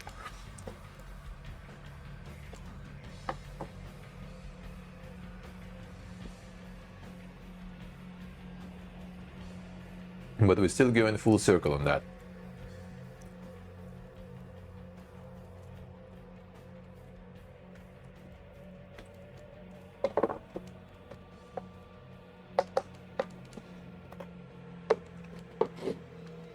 Alright, burritos were kinda nice.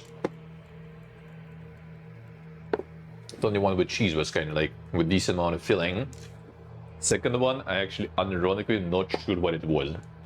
Like the dough is nice, but what exactly was inside, I am not sure because it was such a small amount that I didn't even like feel the taste really.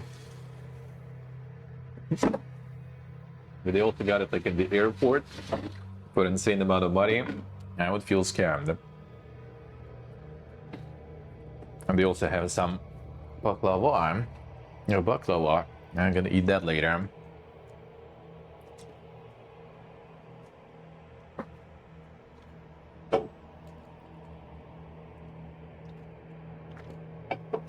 Alright, let's get to the news part then.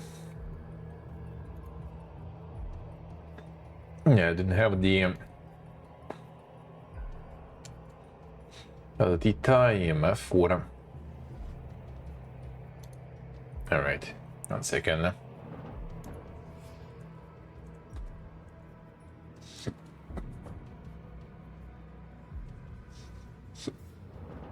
Alright.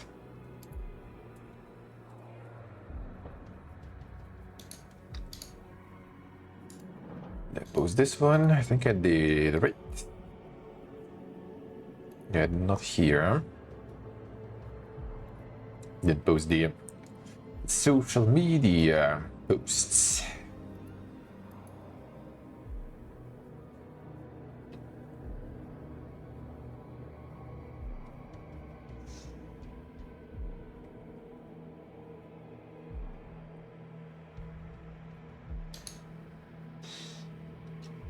Alright, close this. Alright, so yeah, we're going raw a little bit again.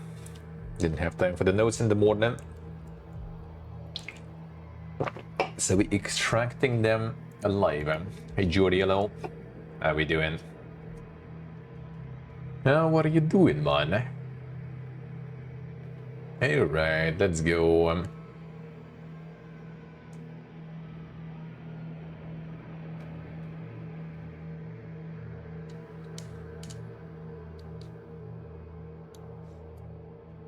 Hollow Knight, a Silk Song. It will be playable at Gamescom. Xbox offers first chances to fiddle with our OG Xbox ally. Maybe start queuing now just to be safe. I'm kind of curious actually how it's gonna be at Gamescom at Silk Song. Like, will just the hype of the name go so strong that people are gonna be just like playing a lot of this? I wonder.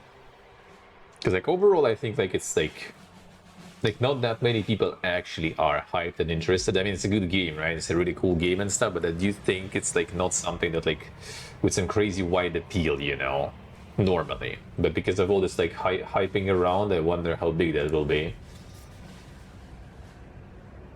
See hello, hello.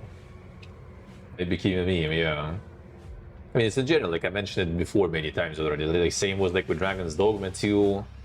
Like with Dragon's Dogma is the best example, for example, because like, let's say like, what else was like also like mega hype like that out of recent ones?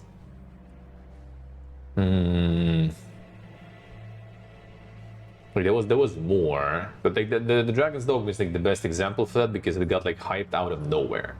And the first game wasn't really that popular. First game was very niche. First game was very like special in terms of how it plays in general. And a lot of people out of nowhere started hyping it up.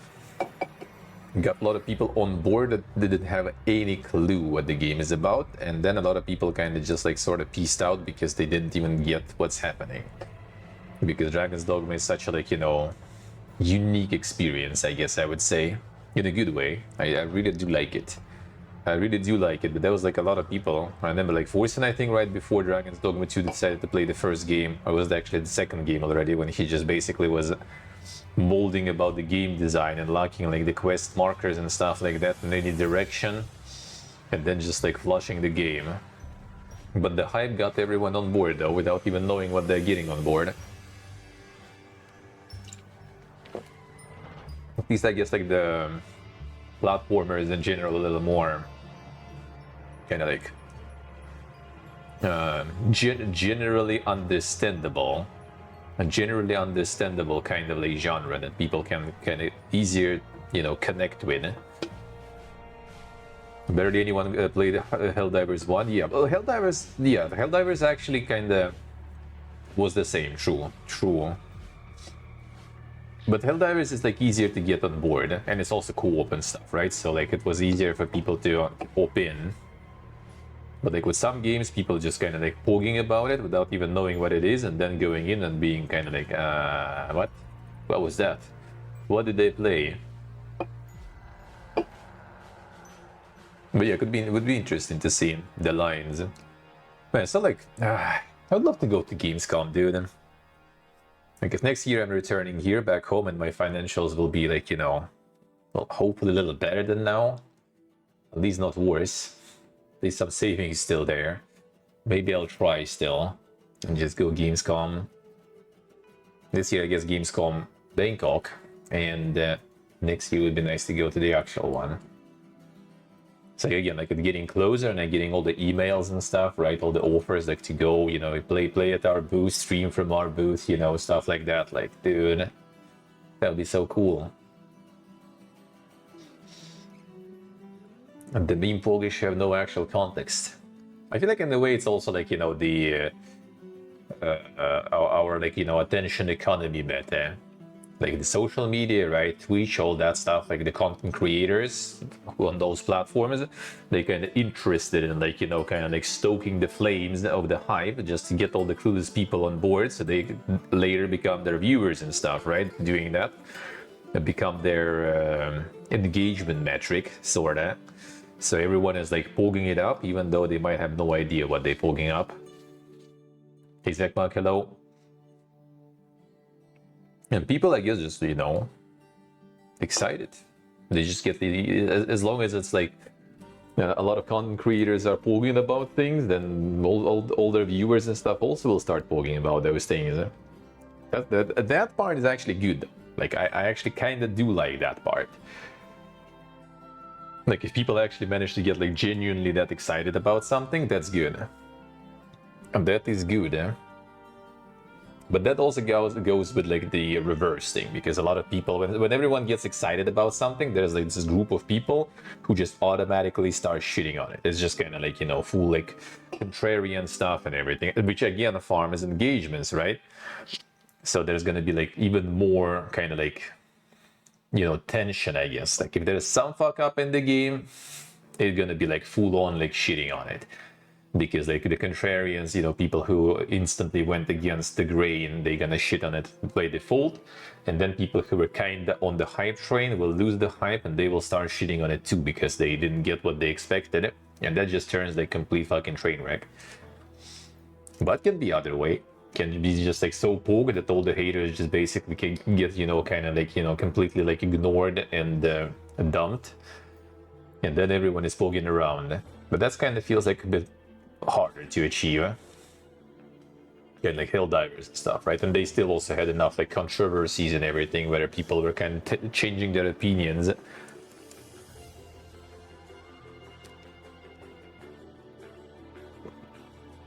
But at least they farmed in the end, so that's what matters, I guess.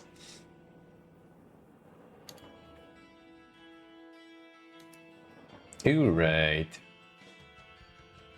More.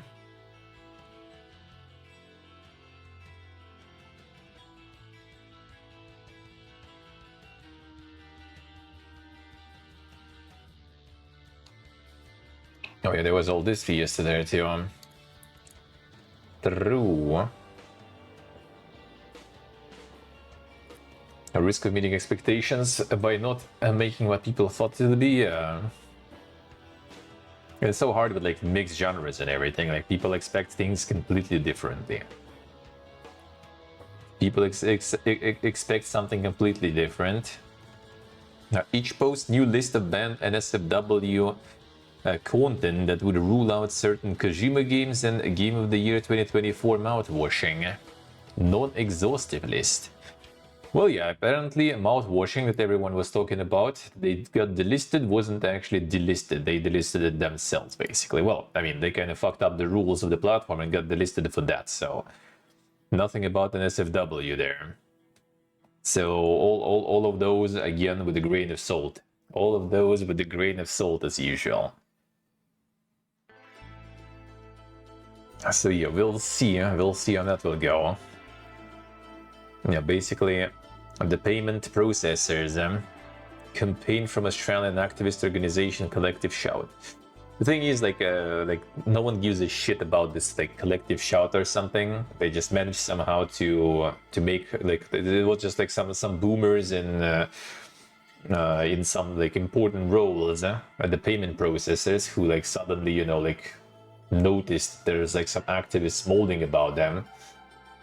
The payments for some NSFW games going through those operators and through those processors, and they just like kind of been, I don't know, maybe on some like like the cocaine withdrawal or something else. So they started panicking and like calling favors and stuff to start removing all the connections with anything NSFW and stuff.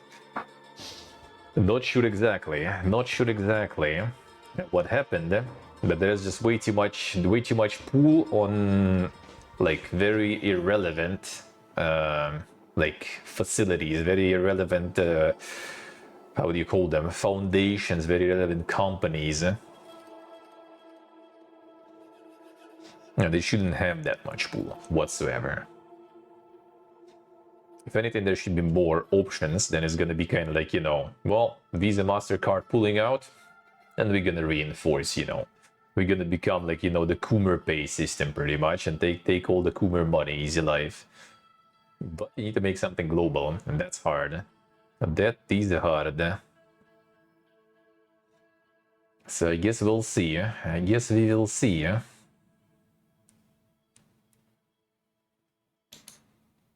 Alright, one moment. Musicus.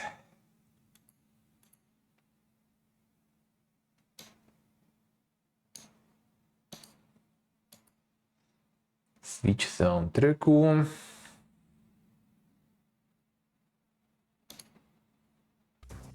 From the beginning. There we go. Good. So yeah, like this one, still kind of a bit unclear how and where it's gonna go. Yeah, each sent the updated developer terms and conditions. Alright, let's see. Open-ended. Non-exhaustive, non-consensual content, real or implied, underage or barely legal themes, incest or pseudo-incest content, bestiality or animal-related, rape, coercion, force-related, sex trafficking implications, revenge porn, voyeur, hidden cam, fetish involving a bodily, a waste, or extreme harm. Scatter of vomit. So pretty much like all of the Coomer games, especially all the Insane RPG Maker ones, they already kind of should be gone then completely, because I think this basically like what you usually see in description of this game, what they have as features there, so most likely. Mouthwashing had implied. Now mouthwashing got removed for completely different reasons though. Yeah, Baldur's Gate with like some bear banging. What is this, bestiality, dude? But is it different because it's like the shape-shifting druid and stuff? I wonder. I think it's all bunch of fucking crap though. Like I hope I forgive and not just only make like the Steam OS and stuff and Steam Deck. They need to start making a Steam Pay or something. That would be the time. That would be the time. Double stand will be going brr. I mean, it would be kind of interesting, kind of cool, I guess, but I don't think they're gonna go for that. It's like for Steam or someone to just remove a whole bunch of games, like really, really go hard on this list and just say like, well, you know, it's this like activists and this the payment companies, so you know, direct your wrath there. But Gibbon not gonna do it because he's losing money that way, so they're not gonna do that. You're gonna remove some like indies and everything, and that's it pretty much.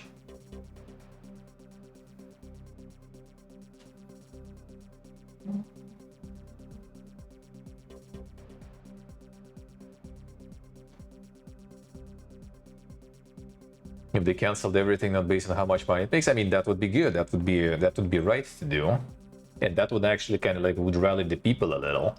If they started removing, you know, Baldur's Gate and stuff, and like the devs would go on Twitter about it and everything, and they have way more pool, you know, in the industry and among the players. Like if everyone would get fucked, then there would be some movement, there will be some action, there will be some reaction, you know, there would be some probably like either payment operators would be put in check because they would realize like how much money you're actually losing, you know, because probably there's a bunch of boomers who think it's some sort of like, you know, games that only kids playing, so why even have this content here when kids can't use it, you know, can't peruse it, so let's just ban it all. So it would be kind of good if they would go for that, but I don't think Gibbon will, because they will be losing money at least in this moment of, you know, the things happening and things starting to get in motion, and I don't think he cares really that much. Maybe he does, but I kind of don't think so. But if they would actually like touch some of the big boys and like GTA remove it, you know, like completely from libraries and stuff, now that would be something. Now that would be something.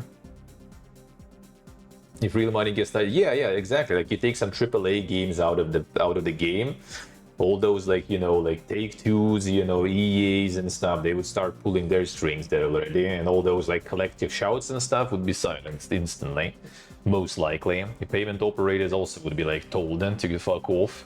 And if they wouldn't, then like, you know, all those big boys, they would probably easily lobby like some other solutions for payments and everything, no problems.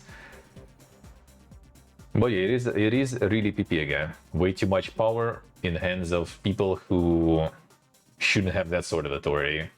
Who's defining like what is allowed or not, and in this sense it should be like actual, you know, probably as I mentioned like last time, I think the proper like departments and stuff of the governments, like they should monitor the games for the following of their own like laws, their own rules and stuff. That's how it usually goes.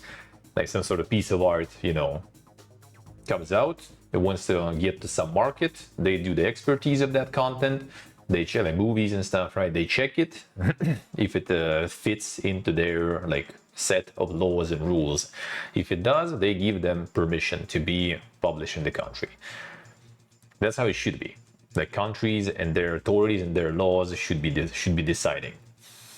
Which is also, in my opinion, sometimes like, I mean, you know the countries sometimes have a little interesting takes on the laws and rules. I know from experience. So yeah, I don't think that is also like the perfect situation, but at least that's how it should be. When some like, you know, Visa or MasterCard defines who's, you know, what is too far, what is not too far, that is already like, who are you to judge, dude? Who the fuck are you?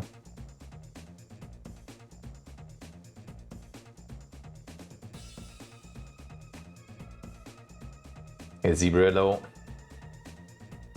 Yeah, you have all this also like the face control in terms of like going into internets and stuff. That's a whole other beast actually. I also can say I'm a huge fan of that too. But I have a feeling that we're all gonna end up there. One way or another, sooner or later, we're all gonna be there. I'm judging games selling billion dildos per hour.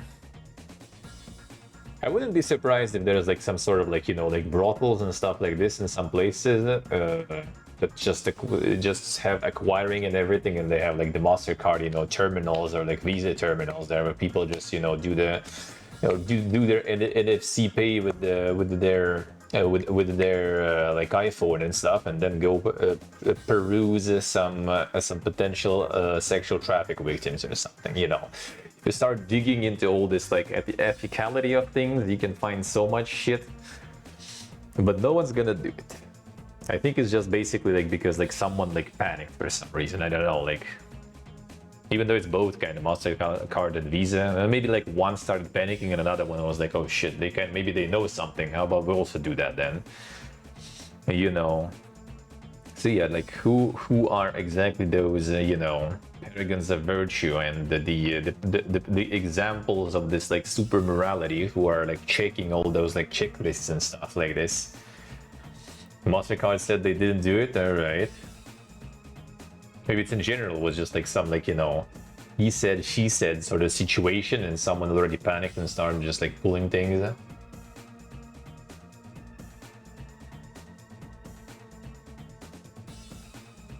Morality police with double standards. Yeah, I mean the usual. Yeah, I just kind of hope there's going to be more like competition on like the payment operators market, which is really hard because global payment is really hard. And that is really hard because to get the permissions to work in every country and shit, that would be very hard. It would be nice if, again, like Steam technically, I mean, they already kind of have that even. Like they have, in many countries where they operate, they have their own, like, you know, accounts and stuff. They work with local payment systems and everything that are less PPEGA. Well, even if they are PPEGA, they're probably like 5 different payment systems and they can find someone that are not PPEGA.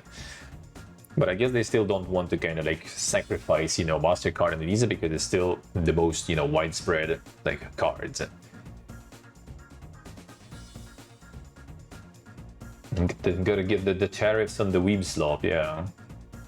The porn tariffs and everything too, all that stuff. And all the proper patriotic porn and shit too.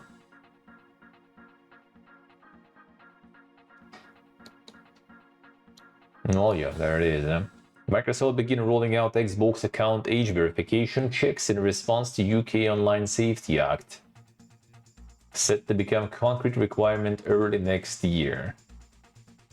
UK only for now. For now. Just give it some time. Give it some time.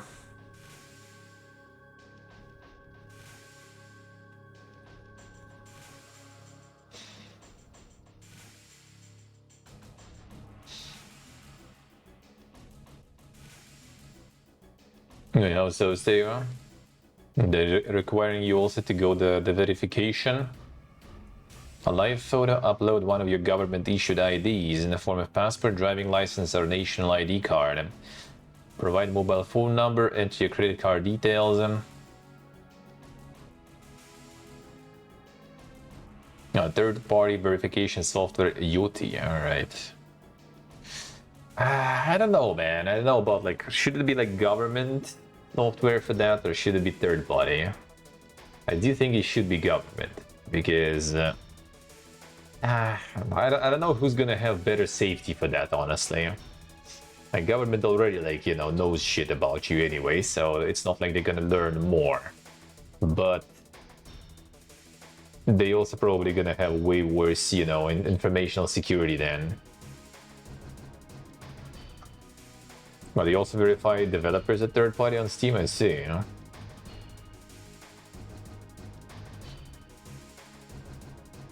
It's third party because then you can blame them. True.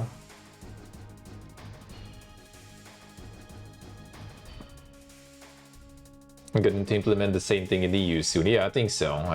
There's going to be some there too. I mean, everything is going to this. I'm kind of like, I'm not surprised. I am not surprised. Considering the general also, you know, like kind of like vibe in the world currently and stuff, like everything gonna be getting more strict and more strict, 100%. That is 100%. Cut. Key is not EU, but all the changes will be in EU too. Not because of UK, just in general, EU will do the same stuff, basically.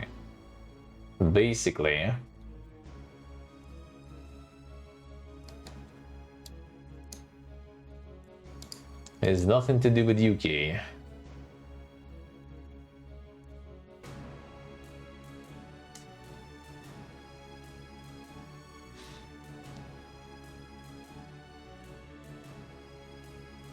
The non-nerds and power users on the internet was a mistake. Yeah, I don't think it's exactly a mistake per se. I think it's just the fact that it became like too much like wide appeal and everything, and too much power, you know, over internet, you know. And they don't like to have some sort of power that they don't control. None of the governments, I think, no matter which. Some governments don't like it more, some governments don't like it, you know, a bit less, but they still don't like it. So like everything needs to be regulated, everything needs to be controlled. Not to mention that parenting is complete dog shit. I mean, to be honest, like it wasn't that crazy good before either. Like, not saying that it's worse.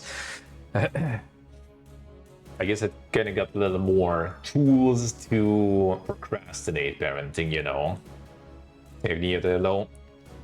Like back in my day, for example, there was like tunes on the TV, I guess, or something that you could make your kids watch for them to kind of, you know, be busy and not bother you.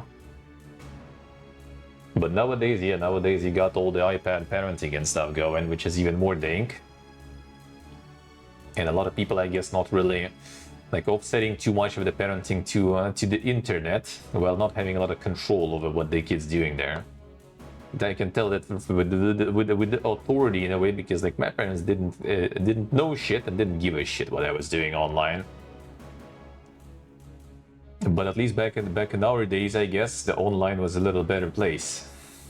And the worst thing was porn, which, I mean, you know, not like we have problems back in the day to get those on VHS from in the parents' stash and everything. Not to mention that one of my friends who we were visiting to play video games, well, some people were playing video games, other people were digging through his VHS collection until they found his parents' home video, for example. That was when we were, like, I don't know, like 12 or something, I think. So it's not like it's a uniquely internet kind of issue, let's put it that way.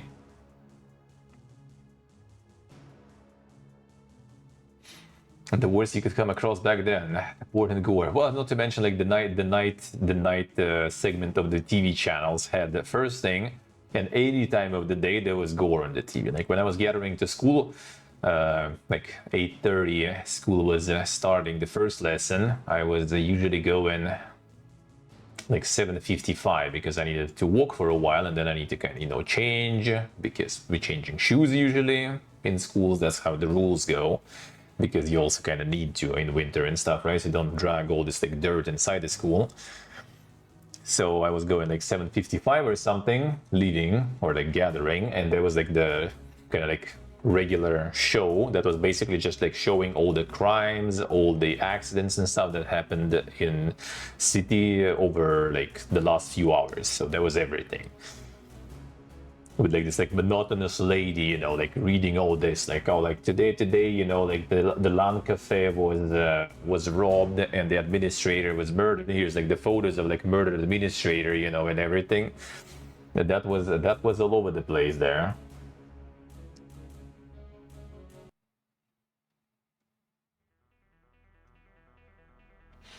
Happy Florida. How's going, Stock?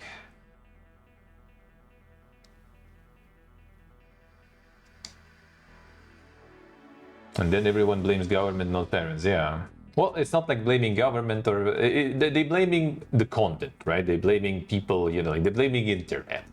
And the government instead, they can't really do anything about how people parent their kids, right? But what they can do is basically just go with some like blanket, you know, like AoE actions that gonna like affect everyone. That's just how it goes. That's just how it goes.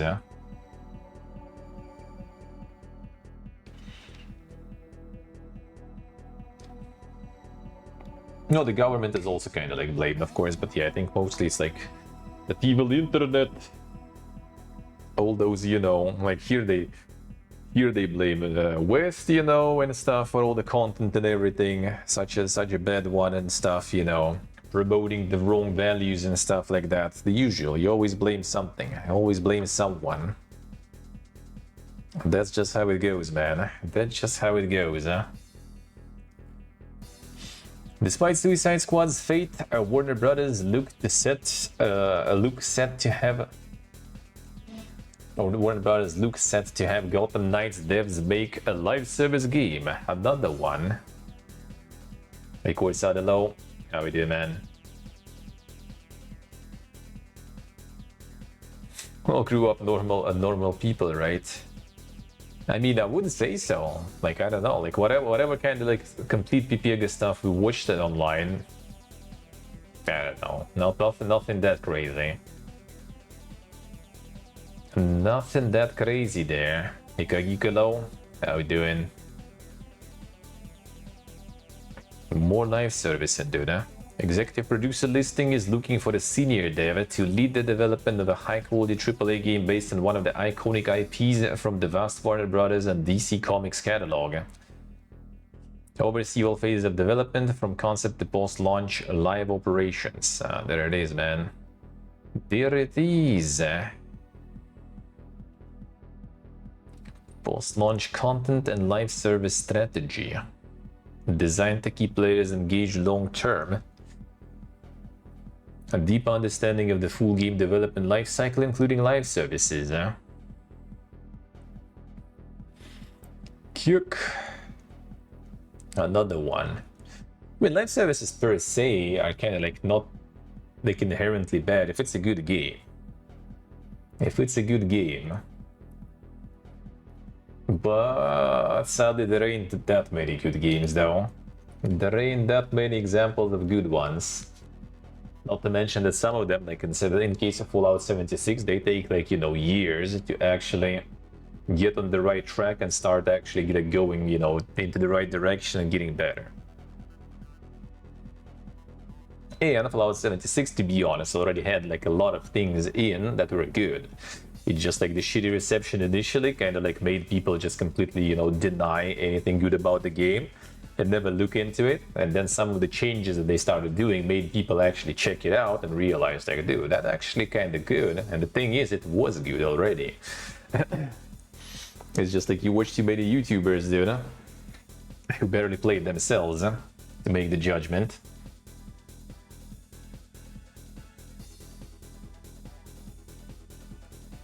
True stock, true. Well, I have to say, actually, I think most of the live service games are kind of irrelevant in terms of single player. Like the story is complete dog. They don't really like. They don't feel like you need them to understand the universe. Like the Fallout 76, take it. It's completely standalone. Like single player content, it's not really there. Like the single player story and stuff, right? Like single player things are not really there. Like they actually have kind of story and shit, right? But it's like such a like standalone thing that like if you don't play it, you don't lose anything, you know? It's kind of the same as like there's like some mobile game in some franchise and you're like, oh man, they made like some mobile Fallout or something. And then you realize that like if you skip that, nothing is happening, you know? Like if you haven't played Fallout Shelter or something, you're not really losing on Fallout lore. If you haven't played Fallout 76, you're not really losing on Fallout lore, you know. Unless they will start later, try to kind of like get like more bits from like 76 somehow in some other Fallout games. Which I kind of doubt really, considering like the timelines. Unless they will make another like prequel or something, then maybe.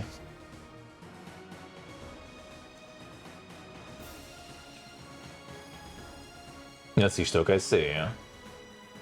I'll lose the rating system if you go offline, alright.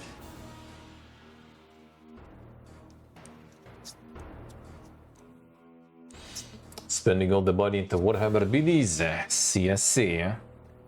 It's still kind of sad that I'm like, you know, still, you know, traveling around and God knows fucking where, because I could actually join some Warhammer stuff. With getting the minis and getting some like, you know, being schooled on how to paint them and stuff. Man, I would love that shit. True save true. That is true. So yeah, like I don't think like any live service is actually trying to kind of like stick to some sort of like the single player, you know, Like they don't try to take that niche. They kind of usually stand on the side of that. Like minimal amount of story to feel like, you know, you have a story there going. So you can actually skip that completely. Most of the time. I'm more usually sad not about the games like that being out. Good or bad, doesn't really matter. More sad that when it's like the studios who could actually like do something better and they forced to do that. In that case, I'm kind of sad. Even though technically nowadays there are so many like people on the job market that kind of got suffered all those layoffs and stuff, right? So you could make like, you know, like some side departments that could make those like live services and stuff without touching the main studios. But no one does that. No one does that.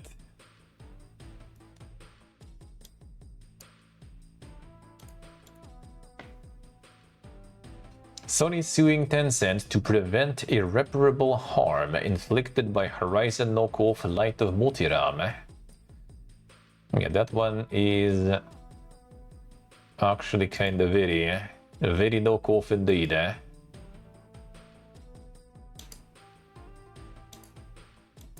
Which they did kind of announce a while ago, and it was already pretty obvious that it's just a completely ripped off Horizon. But now it's even more. Now it's even more obvious. Hey, Soak, hello. Or at least to see how it compares. I mean, true.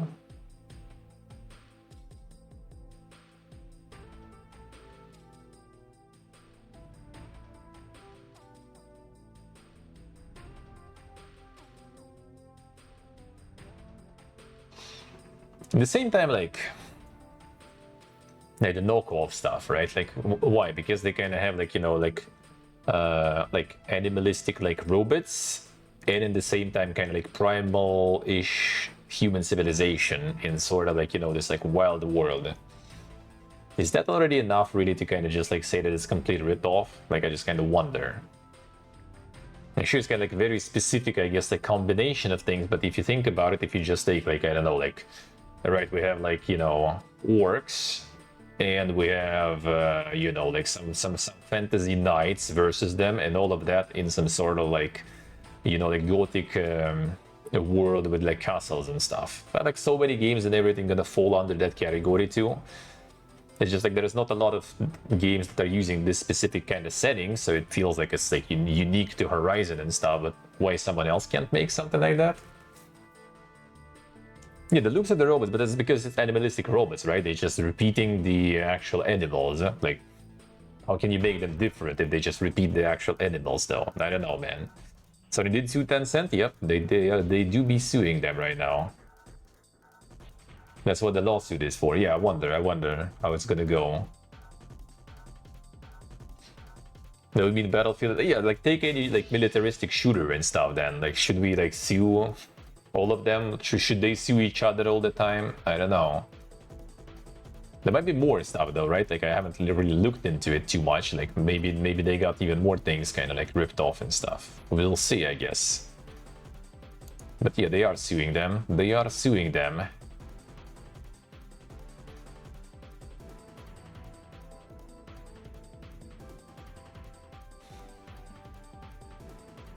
But we will see.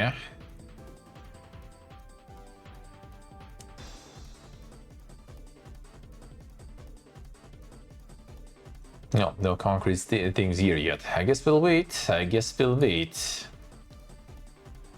like kind of like just the set of like, you know, like setting pieces that are kind of like very similar, and that's why it feels like it's the same.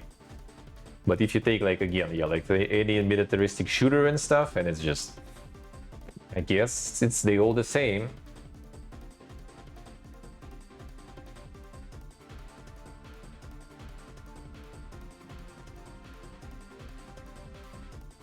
Using the real weapons and stuff, yeah, I think you do need to kind of like license some of that, yeah, if you use the real names and stuff. Just the skin you put on gameplay. Well, any modern one, right? Like they're gonna be all the same. They're gonna be all the same. It's gonna be the same, like, you know, sometimes same locations almost, right? Some same weapons, same looks of the soldiers and stuff. Like sometimes same missions, right? If you take like World War II shooters, for example, right? Like the fucking Namaha Beach and stuff. How many times we've been there, you know? That kind of shit.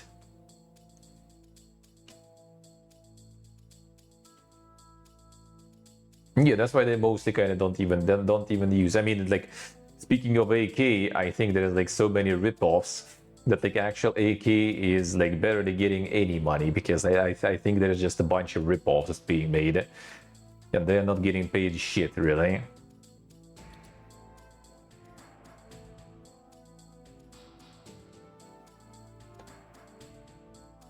All right, let's go more.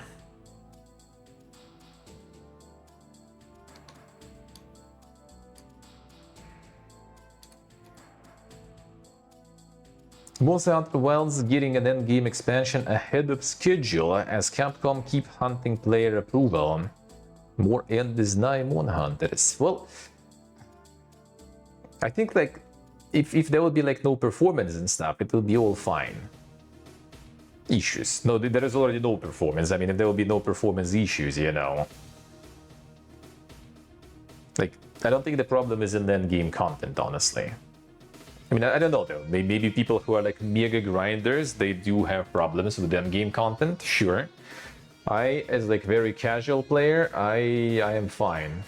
I am fine. There is still so much to do. Like I still barely kind of like feel like scratch that stuff. I still haven't logged in for event and everything too now actually. So maybe for like super hardcore gamers, they have issues with like the end game content and they need more events and stuff. But I think for average player, they good.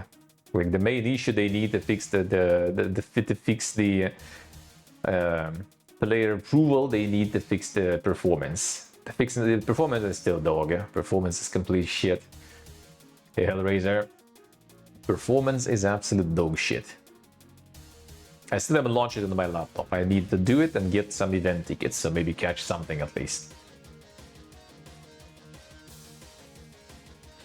The performance is still complete bad, eh? I didn't change that at all.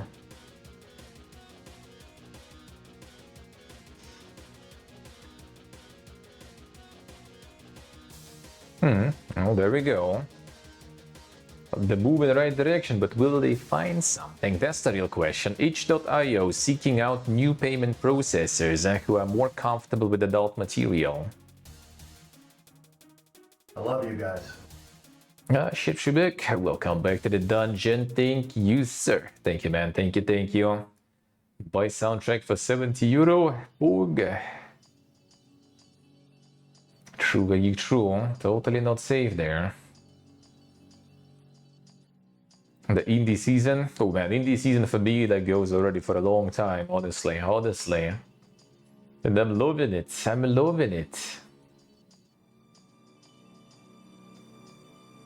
So which options do you even have then for such things? Alright, that's the recap of the Fiesta.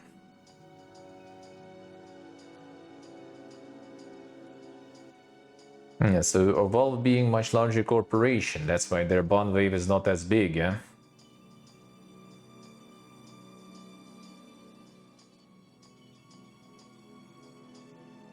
On Steam product pages have to be approved before they will appear on the store, because they were generally aware of the content they host, they could identify and act on specific pages.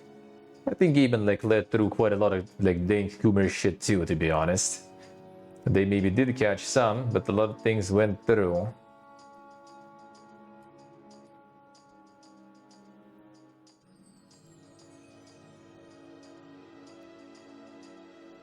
Couple of adult industry compliant processors, alright. A Veritel and CC Bill, apparently, okay. Minimal familiarity with either, but I'll look into them. So there are some options, looks like, for that. Okay. Maybe it actually will be doable. Time for Coomer Pay. Let's go. Startup time. Get all the Coomers united. Download and back up your games and don't let any corporation dictate what you can own. True.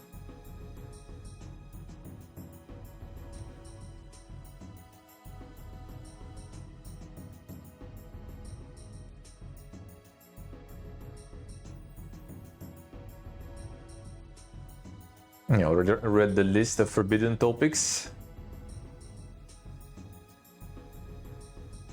Intend to refine this part of the site with more care, but since there are still unknowns, this is information I can provide for now. Alright. So the same list, I guess. Same list in action there.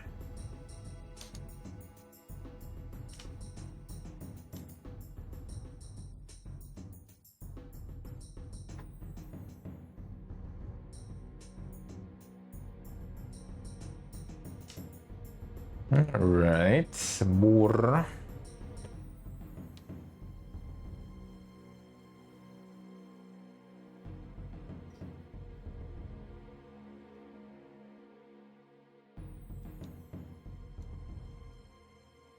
Battlefield 6 won't cost $80, but EA aren't ruling out future price hikes to capture the full spectrum of pricing. The full spectrum of stonkus.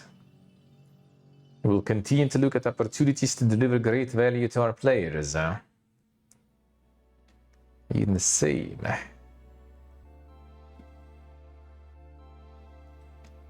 Yeah, I feel like they kind of calmed down a little after like Microsoft, you know, backing off and reducing the price for the Outer Worlds 2 and stuff. I think maybe Corp has finally started realizing that people are probably not very happy about such prices. Probably. So they're more afraid of that now. Or maybe everyone is now also like waiting for the GTA to, you know, kind of lead the way. There already were some people like claiming that GTA is gonna be like 90 or something, and then gonna start the new era, you know, with everyone trying to charge 90. We'll see about that. We'll see.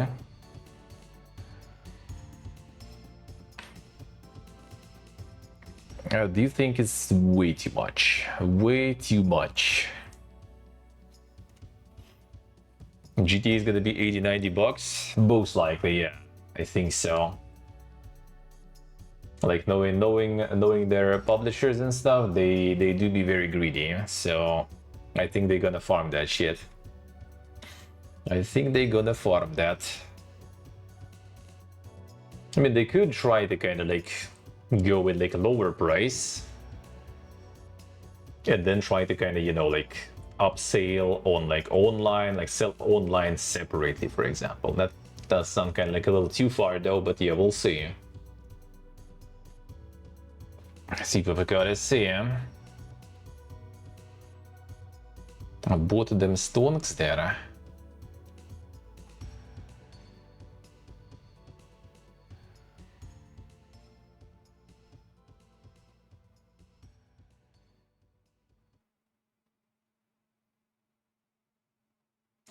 Let's see.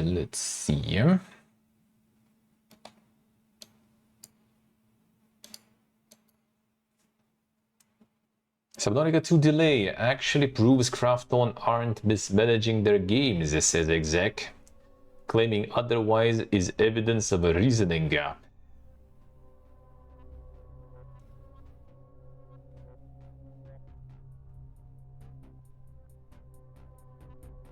Alright, let's go quarterly earnings call.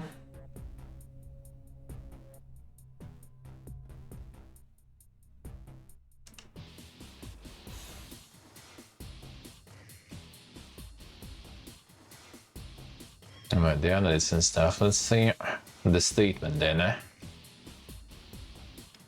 Fully understand it from the outside, you may think that because there is talk of legal proceedings of Subnautica 2 and it being delayed, that could make you think that maybe within Krafton our milestone process being mismanaged. There's a bit of, I believe, a reasoning leap, of reasoning gap between those 2 points. Say that because the actions that we've taken in Subnautica 2 actually represent the things that are effectively being managed inside Krafton when it comes to the milestone management. I said that because Subnautica IP basically has this big follower base, this fandom base, so as long as we market it and we release it into the market, people would say that there is a certain level of sales from this title which will be guaranteed. But what we are seeking to do is to make sure that we satisfy the highest level of satisfaction that the gamers have, their aspiration.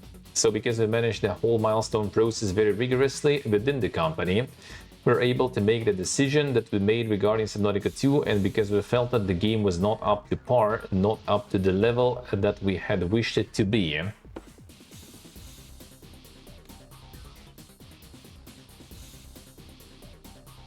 Well, I mean, in a way, kind of not fools, and we also had those like documents that show that they failed a bunch of milestones actually to deliver.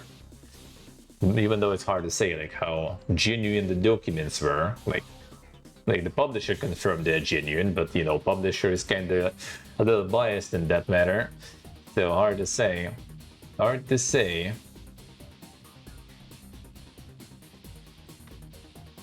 So I guess we'll see. I guess we'll see. There's also the lawsuit and stuff too now.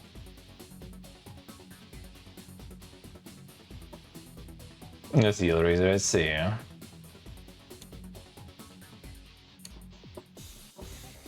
Probably would be different though. I think they kind of did get the criticism on Below Zero. They did get it. So it probably would be kind of more like going back to the OG. But they did, like, according to the paper, they did fail pretty much a whole bunch of milestones.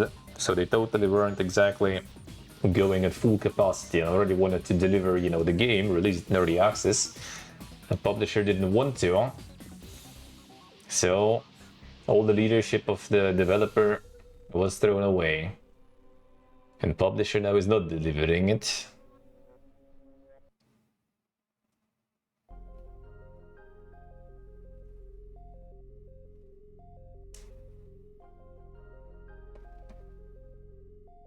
And let's see. There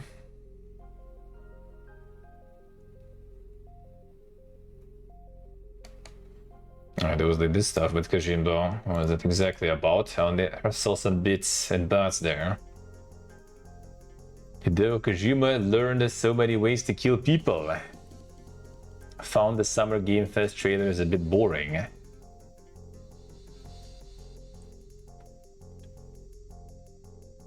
People who are making military games, they probably don't know how to dismantle a gun or shoot a gun.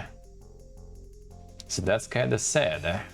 Does Kojima know how to dismantle a gun? Yes, because I've been doing this training as well, and I learned so many ways to kill people as well. Damn, son.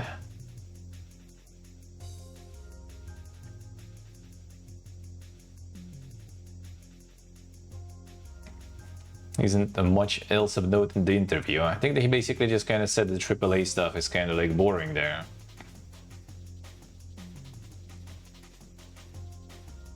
Even the visuals and the systems are pretty much the same. He said of the games on the show, and a lot of people enjoy this, I understand, but it's important to put something really new in there for the industry. I mean, not completely false, because Jimbo's straight up ready for war, yeah. They have the mandatory service actually, like conscription or something in Japan, or like maybe at the time when he was 18, kind of harder to see, I guess. But to be honest, like my friend served mandatory conscription, not exactly at 18, more like at 20 when we finished college. And in all the year he was there, I mean, he knows how to disassemble and assemble a gun. But like he held that gun like twice, I think. Like I never served. I held AK twice, you know. I mean, I don't remember how assemble or disassemble it, but we got that in school. That doesn't mean I know, you know, a good or well how to make the proper shooter and stuff. And that's why I'm pretty sure like Battlefield, Call of Duty, especially stuff like armor and shit, I'm pretty sure they have like a lot of, you know, gun nerds, a lot of consultants that actually probably fucking served and maybe even participated in the war. Not to mention in the current year, you know, getting a person to consult you who actually participated in the war or in some PMC or some other shit is probably just like a matter of like a couple of calls. Huh? I mean, I literally can do one call and there will be a person who has this experience, you know, because it's easy nowadays to find people like that. So that seems kind of like a weird flex, to be honest, you know. Weird flex on him, to be honest, I would say. It's not a good thing, it isn't. It isn't a good thing. It is not. But yeah, I do think that at least like all the serious companies making military games, they probably have consultants for that and stuff. Like, I don't think the people are completely clueless. And if there is some sort of, how would you say, like, kind of like change in how things supposed to work, then it's probably made not out of ignorance or something. It's made out of, you know, like not everything realistic is good as a gameplay mechanic. So that's probably the reason. If something is kind of like a little off in some mechanics and some like things happening in some like ways things work and everything, is most likely just for the gameplay reasons. And you're still gonna have something like Arma and everything where there's like, you know, the realism is kind of the goal. So they try way harder with that. No, managing magazines and stuff. Yeah, exactly.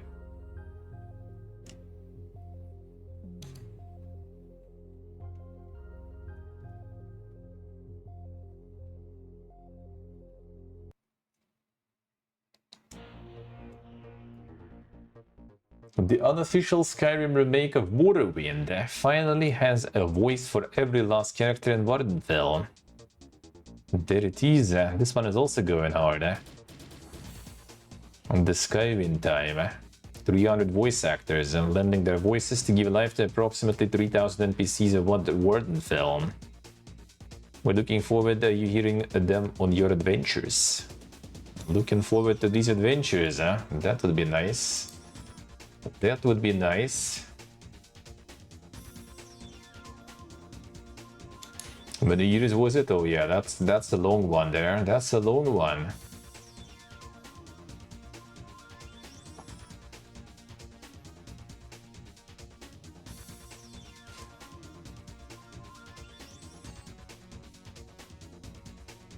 Alright, let's see. Fuck. Square Enix turned an RPG into town builder with Octopath Traveler 0. Damn son. And get some town building with this one.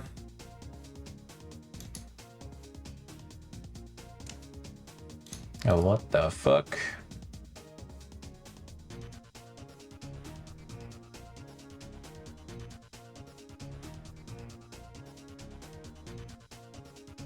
I guess there's a mechanic for it or something. They're gonna have some like building mechanic there, maybe. Not the actual town builder. Or would it be?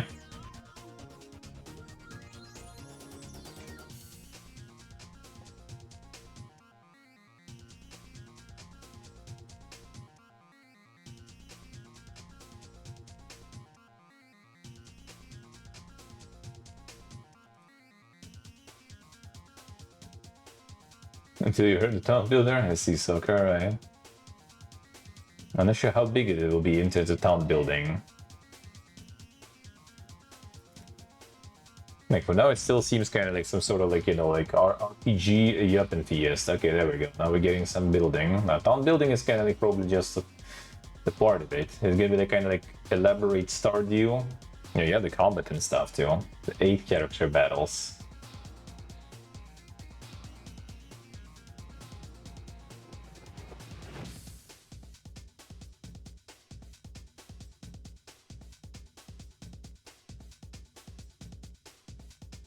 See what you say, huh?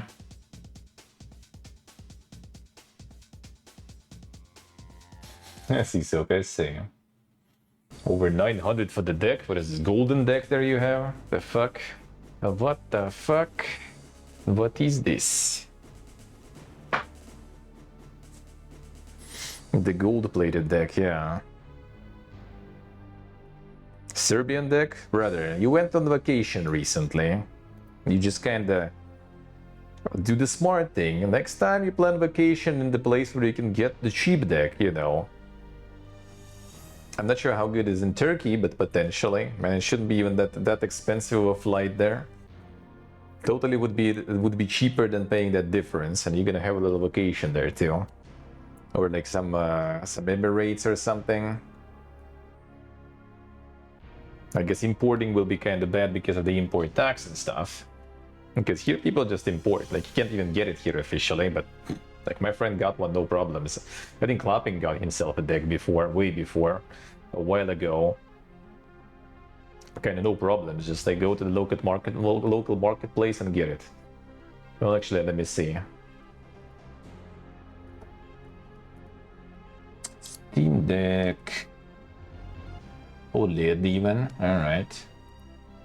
Steam Deck OLED 512 gigabytes, 56k in USD. Boom. 700, well, still cheaper than Serbia. Still cheaper than Serbia. Considering technically you can't, and it's all like, you know, the sanctions and stuff. They still have it all here. They still have it all here.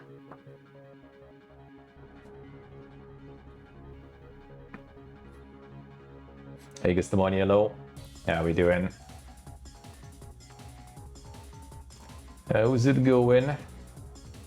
Yeah, that's ironical, like kind of like just the shopping tour. Like part of the reason, also like not part of the reason, I guess, but like I'm basically dealing with like paperwork while I'm here, right? Like I have no passport right now or anything. I have a paper that my passport is not with me because they're doing all the registration shit for me. Which after that, I might actually need to go also to the like military thingy to change my registration there too, so they know where I live and stuff. So that's also going to be fun side quest there potentially. We'll see, unless they automate that. I would rather have that automated to not go there. Oh, don't shoot Samper, not sure. I haven't heard from him in a while already. In a while. A while ago.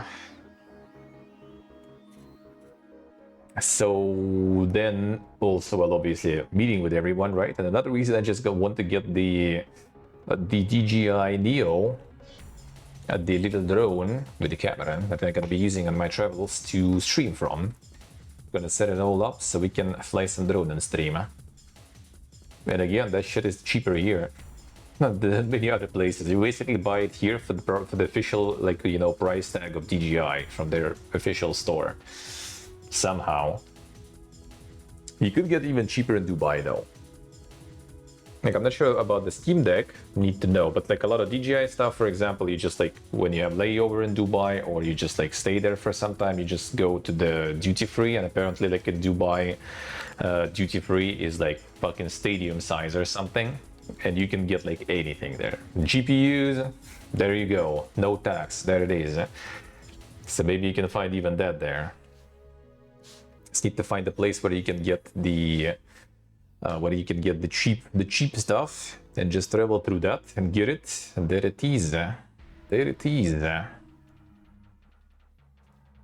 I mean, there's an option. I was actually kind of considering maybe to get that drone to stream in Dubai. But since I was here already and the price is pretty much the same, almost a little more expensive here, then I decided to get it here. Because not sure how we're gonna fly to Thailand through who tend to follow laws everywhere. True, Esteban, exactly.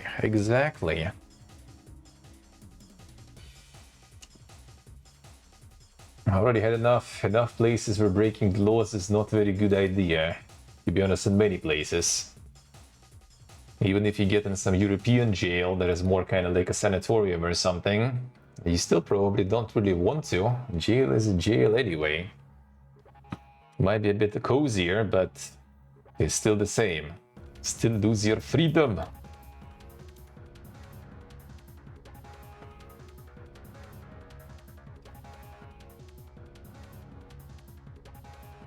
Now let's see, more.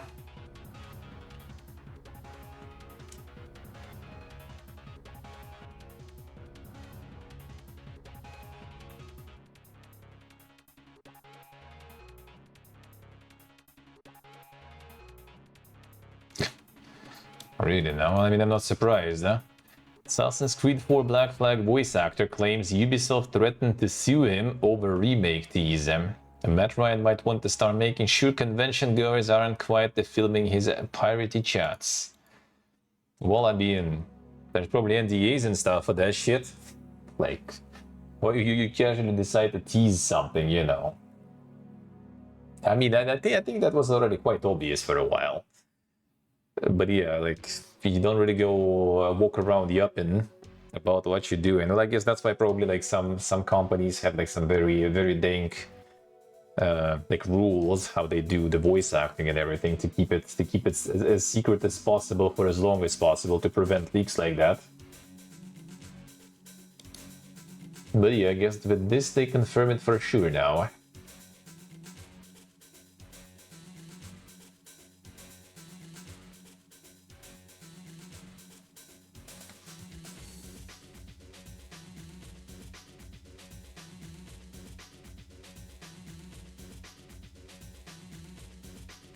Alright, continues, it continues. The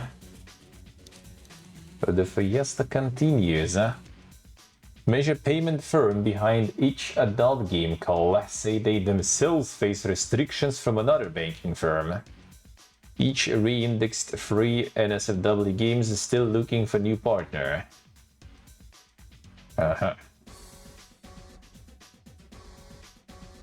Not sure, Gustavani, not sure.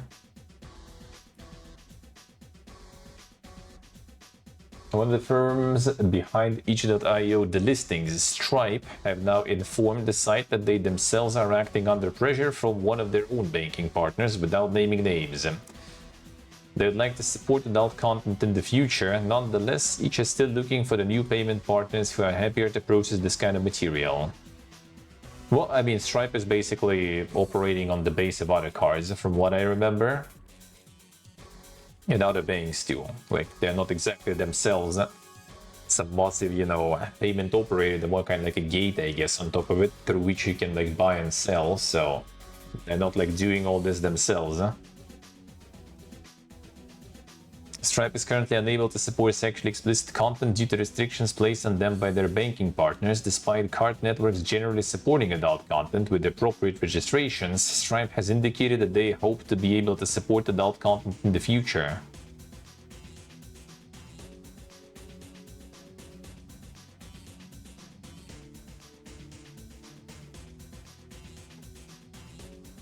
Surely being caused by Illuminati there, yeah.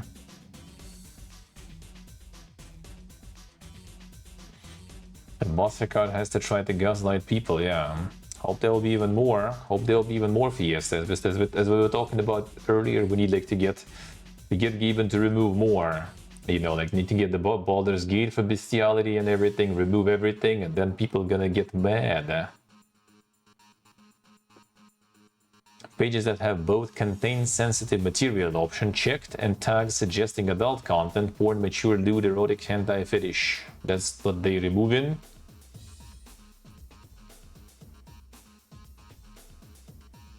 No, they got some free-to-play back on track at least.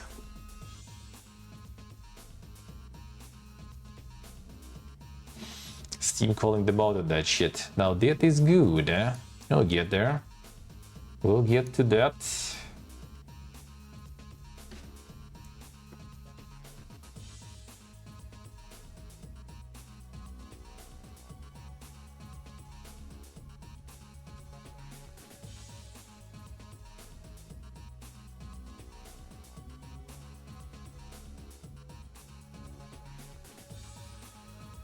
Let's see.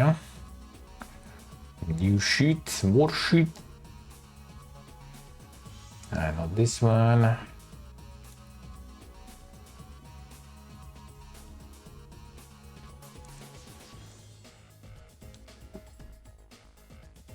And this one we saw.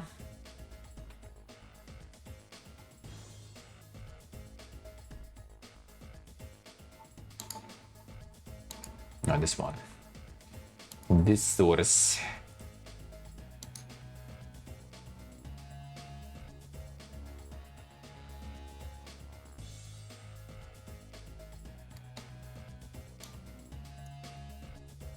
The studio behind Teenage Mutant Ninja Turtles Mutants Unleashed brings in Union after facing closure.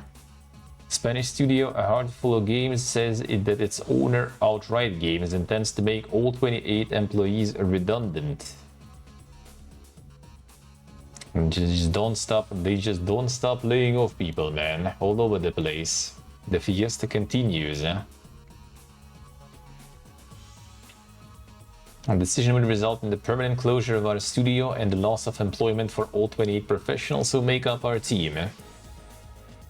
Part of CGT Union in Spain. Yeah, Hellraiser, yeah. Yeah, shit is like all over the place now. Getting into the industry, I don't know, man. I don't know how even.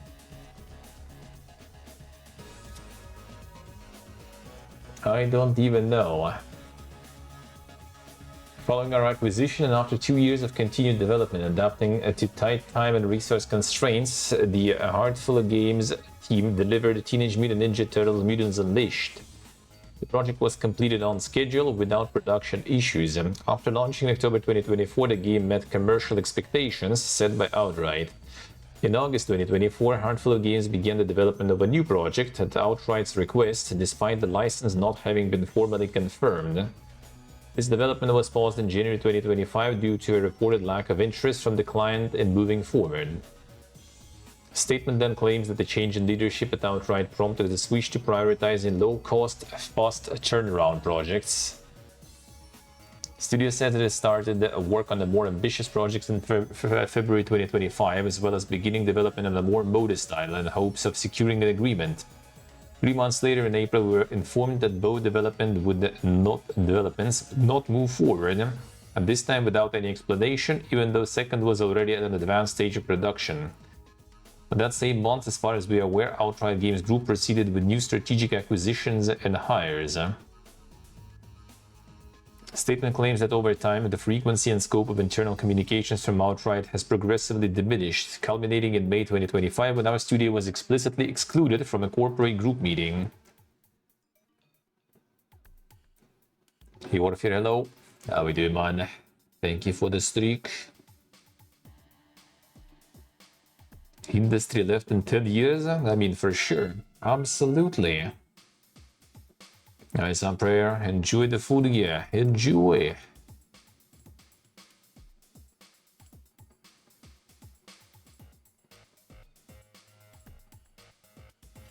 Outright justified collective redundancy on the grounds of productive causes. However, their output continues to outsource studios and their overall activity has not seen a significant decline. Statement points towards a number of upcoming titles such as Dora Rainforest Rescue and Bratz Rhythm and Style. Damn son, the peak gaming right there.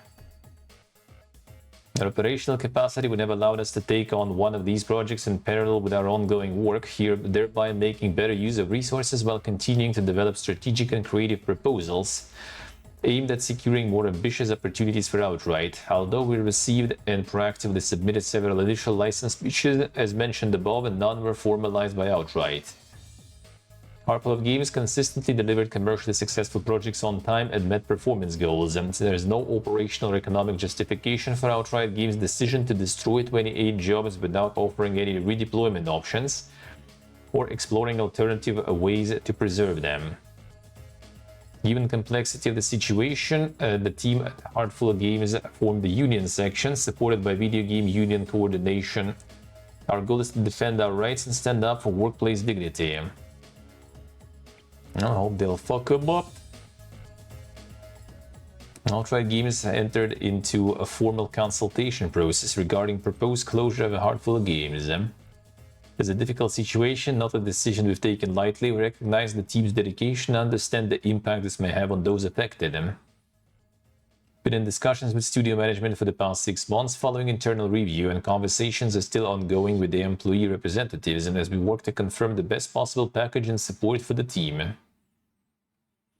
Outright Games remain focused on delivering high-quality family entertainment and building sustainable structure to support that goal. The group can share unlimited information while the formal consultation process is ongoing. Another one. The layoff galore is like every week, basically. Can we calm down a little bit, but not that much. Not that much, though.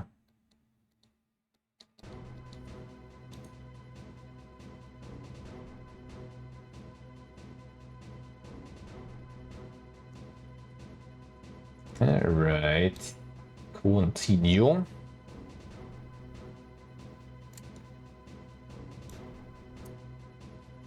Free-to-play FIFA licensed mobile game tops 1 million downloads since its launch last month.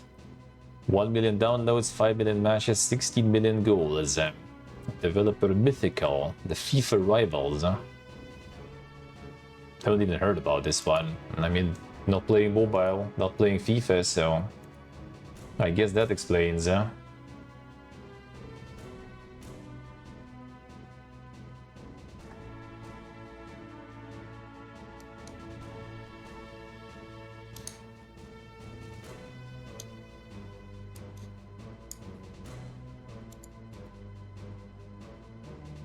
Puzzle and Dragons publisher and developer Gung Ho Online faces shareholder revolt. Shareholders call for EGM to consider ousting CEO Kazuki Morishita. Fuck. The developer initially received a 32-page report back in January from shareholder Strategic Capital requesting the firm up its game. The Corpa boy is not happy. According to this new report, shareholder Intertrust trustees Cayman Islands has now also requested extraordinary general meeting to revisit Gung Ho's requirement to secure votes of no confidence from 2/3 of its shareholders, rather than the typical 50% of voters. It is also requesting a vote to dismiss Morishita. Together, Strategic Capital and Intertrust trustees account for around 8% of Gung Ho's shareholder stock. The latter believes CEO change is required due to sluggish studio performance, both in terms of output and share price, low expectations of Morishita's management, and the belief that CEO is responsible for making Gung Ho a one-hit wonder. Also takes issues with Morishita's compensation. I wonder how much is compensation there. What's the insane CEO paycheck there? Petitioners believe that in order to improve companies' corporate governance and enhance shareholder value, directors should be removable by an ordinary resolution at shareholders' meeting. Accordingly, they request the removal of Mr. Morishita from his position as director. They have therefore requested the convening of an extraordinary general meeting prior to the upcoming annual general meeting, at which proposals for the election of directors are scheduled to be presented. We'll carefully review the content of the request and announce our response policy as soon as it will be determined. Intertrust trustees from Cayman Islands. That's who decides, you know, the game is now. Basically. A bunch of corporate dudes in tax havens, man.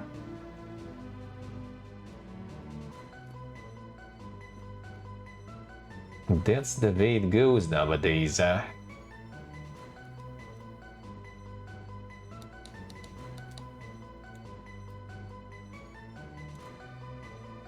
Krafton reports record revenue, buoyed by PUBG and Inzoi. Revenue in the first half of 2025 was up by 11.5%. Unless this corp is happy, I guess. Strong performance of the Sims competitor Inzoi said was the fastest selling Korean premium title to surpass 1 million units. Haven't heard about it since though, to be honest. Plans to continue to grow Inzoi as a global franchise. Haven't heard about it since. Growth of PC revenue at PUBG Battlegrounds saw introduction of the Contender character upgrade system in April. On mobile, meanwhile, Battlegrounds Mobile India has continued to grow its presence in the country. The insane mobile gaming dude.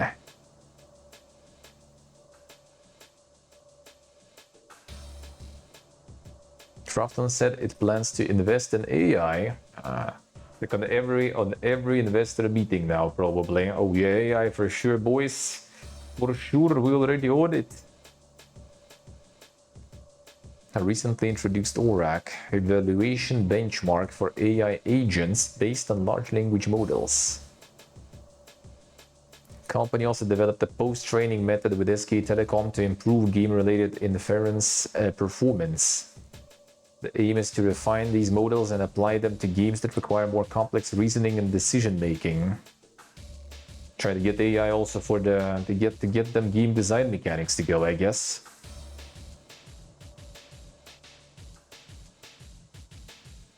Yeah, so oh yeah, they got the Last Epoch now also. They acquired the Last Epoch devs now. That's also craft on now. Oof. I wonder if some enshittification is coming in. I wonder.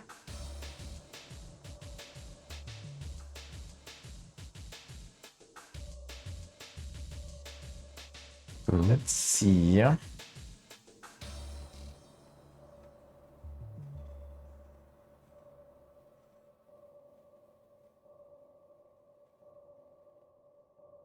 What else? What else?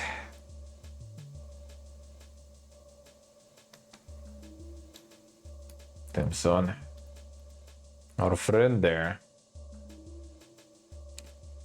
The theories, I see. Well, it looks like there was a statement from them. How many was it? 20 or was it 40 actually? I think it was 40 even. They have like the studio with 40 people working in Last Epoch. So I assume they kind of like had a choice, you know, are we doing some mega layoffs and stuff, or are we looking for some investments? Dead Space creator and Sledgehammer Games co-founder at the bits. It is tough out there. Maybe I've directed my last game. Oh, then say also we get some hard look there. With the industry on pause, AAA feels like it's a long ways away. I mean, bro, you already did quadruple A. You should have no problems. How difficult he's found it to secure funding for AAA horror game proposal. Writing in a public message, game industry, it is tough out there. Revealing he's been working for the last 8 months on proposal developed in conjunction with his daughter and fellow developer Nicole. Schoppelt said he pulled together a team of talented folks from both UK and US to work on a prototype, and while he started taking meetings, presumably with publishers and investors, he ultimately decided to walk away, as some ideas are better left untouched than done cheap. We pulled the budget down to $17 million. Damn, that cheap. Built a prototype with a small talented crew and started taking meetings, and people loved the concept. We got a lot of second and third meetings, but early feedback was get it to 10 million.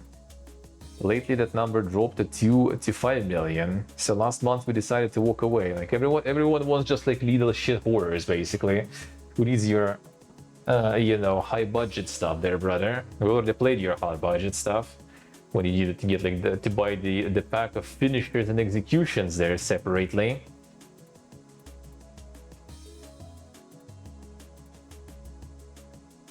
Yo, Dubs, stay see, alright. So what now? Waiting for another patch? Or need to restart completely the save file? Last month we decided to walk away. Some ideas better left untouched than done cheap.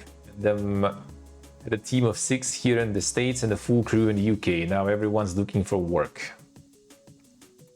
After inviting people to get in touch if they have any openings for his artist daughter or the rest of the team, Schoppelt reflected on what may be next for him. Worked on games of every size, from 2 of us to over 300 devs. I spent last 15-20 years making big AAA titles with great teams. That's what I do, that's what I love. But with the industry on pause, AAA feels like it's a long ways away. So back to my art. I miss it all, the team, the chaos, the joy of building something for fans. Still around making art, writing stories and ideas, and still cheering the industry on, but maybe I've directed my last game, who knows? So thank you playing my games. I'm never lucky, man. What if you kind of like... if the Callisto is actually kind of like connected and attributed to him too much? Like on one hand, we have like, you know, oh, I'm like from CDPR and I'm from Bethesda. Oh, yo, you guys are like insane. Like, I don't know what you were doing there, but you've been there. They have proofs, I guess. So like, there you go. Like, you know, like 50 million for you. Make something happen. And here's like, yeah, I made Callisto Protocol. Oh shit. Well, yeah, make it like 5 million, then maybe we'll pay you.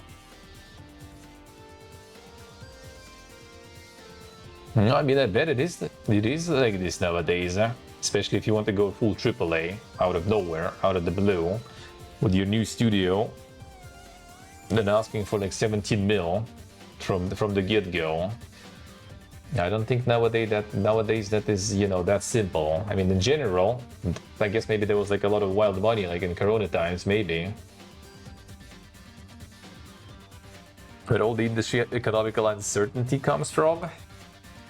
Now, sales numbers still go up, but there's a lot of like failures on the market, right? There's like a lot of like the budgets are becoming massive, and there is quite a lot of games that just straight up fail. So I think like a lot of AAA corpus pretty much just kind of like trying to reduce the risks, I guess, that way.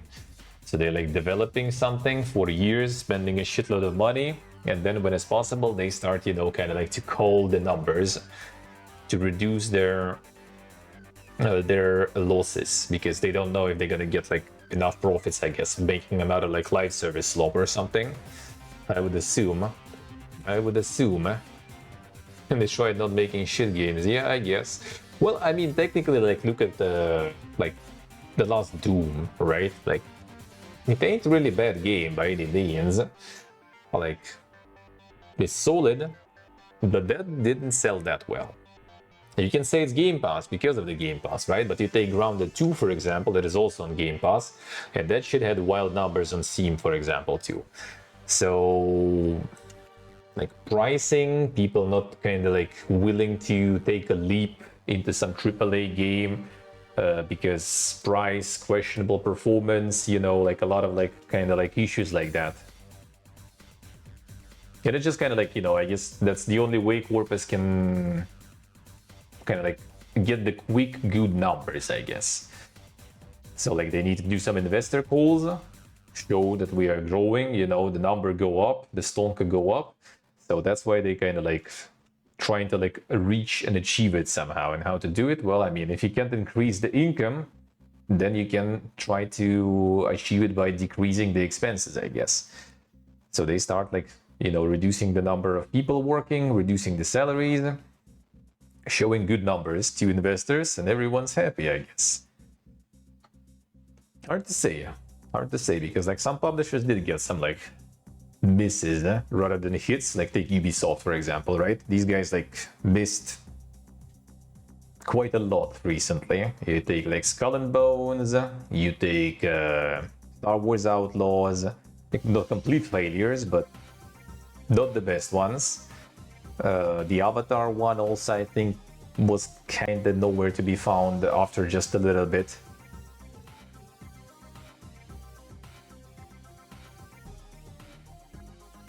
The whole Mick Gordon case, I'm not so sure really though about Mick Gordon. Like I think like majority of people don't even know about it, to be honest. Kind of like the sad part is like a lot of people probably don't even know about it. And what happened and who he is, most likely. It's kind of more already, you know, like exclusive gamers, I guess, who are a little bit more into the news and the industry happenings, I would assume. The uninspiring content and stuff could be. I just kind of feel like in their case it was like $80. Like $80 was a huge stopping factor for a lot of people. And Game Pass version, like maybe a lot of people kind of did play on Game Pass in the end, and that's why like on Grounded also on Game Pass, but you know it's like what, $20, right, or something? Maybe a little like it's regional price probably, right, on Grounded. I think it was $20 there. But it might, yeah, 21 bucks, but that might be regional, maybe a little more, right? It's like taking a leap with like $20 or taking a leap with $80 is quite a lot of difference. Maybe more people went on Game Pass instead. Maybe.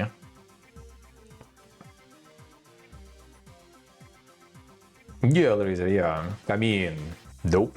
Like even if it's like kind of my job, right? Sort of like if I'm not getting like the review copies of games, I either like skip them because there's plenty of shit to play otherwise anyway, or I get them sometime on like some Omega sales.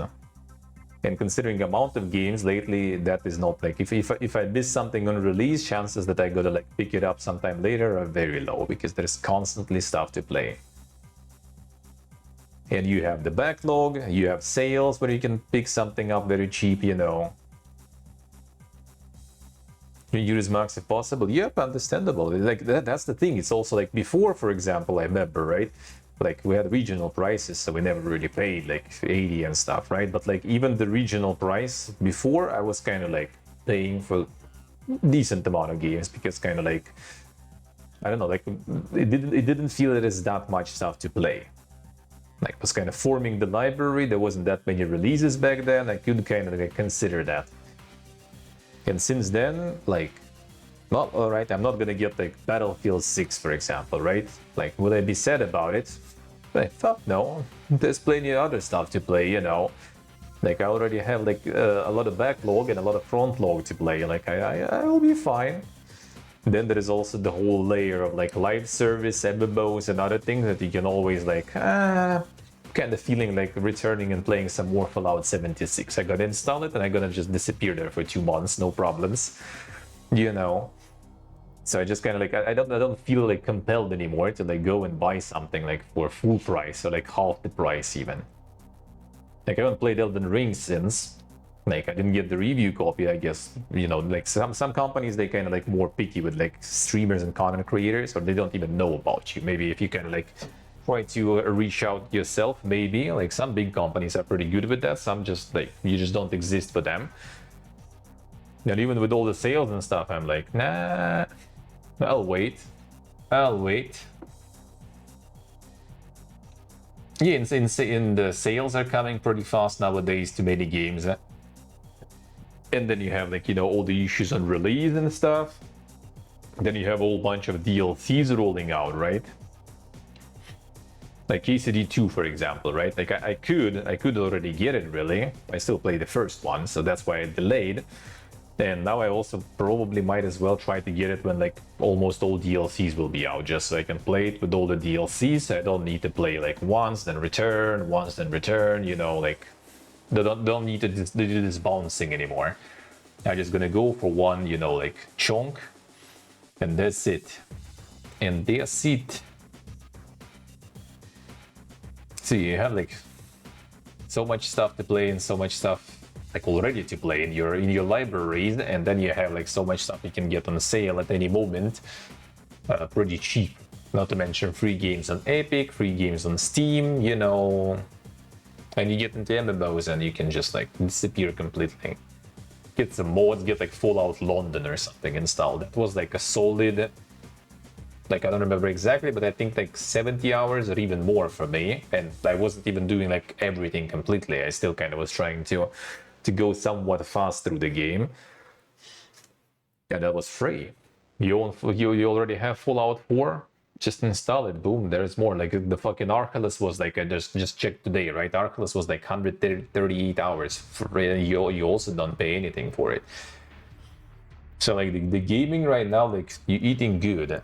So like why, you know, you're already full. Why would you buy like some sort of like a gourmet dish for full price? You're already good, man. You're already good. And there is no expiration dates either, so you can just eat this gourmet dish and sale later. Easy life. Hey Belial, hello. The Border Decade edition soon? Let's see.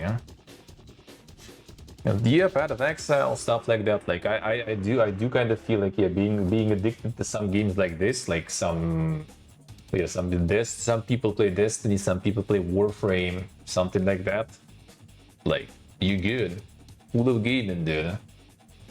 For me, it's just like the most I play, as we saw today in the library, was basically like Fallout 76 that I return every year or two. I return to it and play some more. And I love it. I still do love it.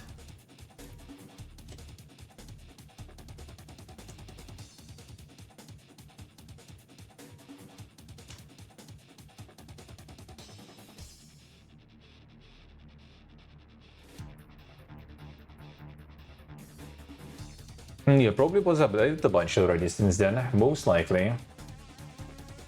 See what it is, see.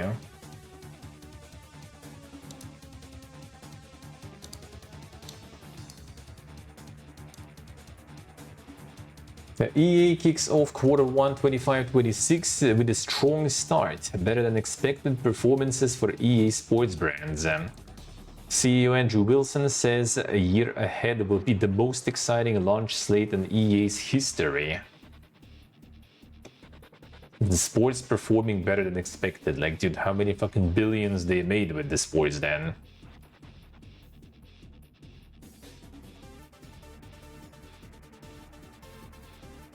That's easy, but I see. Yeah, the yearly, just pure income is 1 bill over the year. And that's down, actually, even. Standout performance in global football. A record quarter for FC Mobile.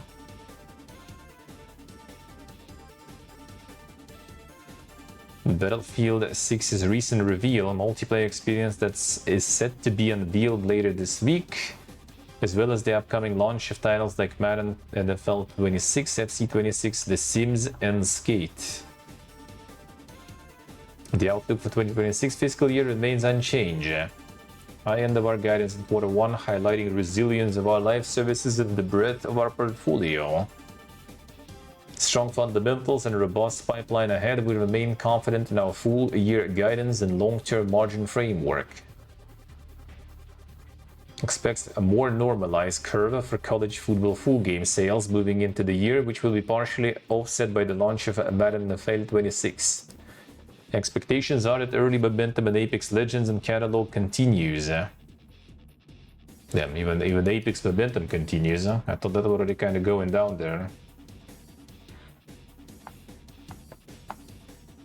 Let's see, just about it. See, the servers were shit, huh?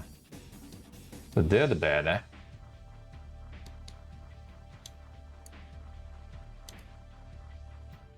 Atari agrees to acquire a Thunderful Group in $5.2 billion deal.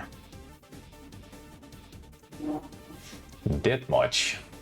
Subscription agreement. Damn, there's subscriptions on the corp acquisitions nowadays already. Agreeing to acquire approximately 82% of the Swedish company shares. $5.2 million.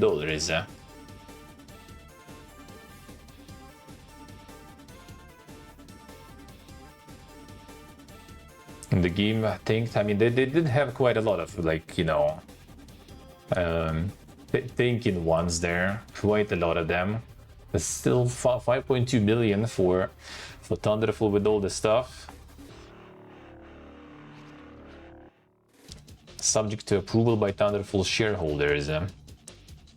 Should the agreement be approved, Atari will become majority shareholder of the Thunderful Group, which currently owns development studios CodeSync, Early Morning Studio, Studio Fizbin, and Thunderful Development to the Sky, as well as publishers Rising Star Games and Thunderful Publishing. Company also sold off several of its subsidiaries last year, including Head Up Games and all its distribution business and Nordic Game Supply. Agreement received unanimous support from Thunderful board of directors and two of the company's existing largest shareholders. Kind of like wonder where like Atari even like got all this money. Like that's like Atari is like mega OG, they're ancient, and they were completely like, you know, dormant, I guess, for a while. And then like a few years ago, they just kind of like, you know, reappeared out of nowhere and started doing some like retro bangers and everything, and slowly, you know, just like acquiring some stuff. I wonder where that will lead, eh? I wonder where that will lead, eh? Hey, Subiana, just the Atari name? Yeah, I guess true. I guess true. It's like not exactly, you know, but the one company from back then being dormant, just someone who bought, I guess, their name and now started to acquire other shit under their name.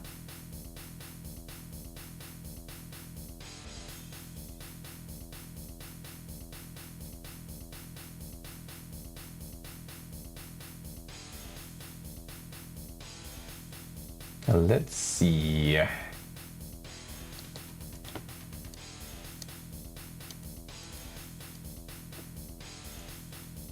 Six of PlayStation's 10 US biggest selling games in Q2 2025 were published by Microsoft. Damn son, the Trojan horse in the console war. There it is. Why even do the platform wars when you can just like sell your shit on another platform and become best-selling there? Easy life, easy life. Only Bandai Namco's Elden Ring Night Rain in the top spot prevents all top 3 places being dominated by Microsoft titles. Elden Ring, Forza, Elder Scrolls Oblivion, MLB The Show, Call of Duty, Doom the Dark Ages, Death Stranding, Indiana Jones, Minecraft, Assassin's Creed Shadows. There it is.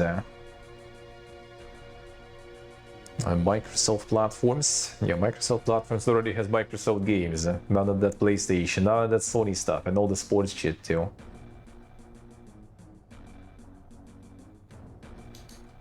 The Trojan Horsen.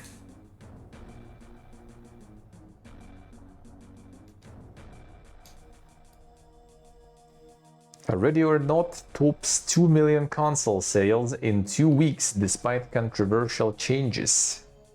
10 million sales across both console and PC, yep. The boycott working. The boycott working good.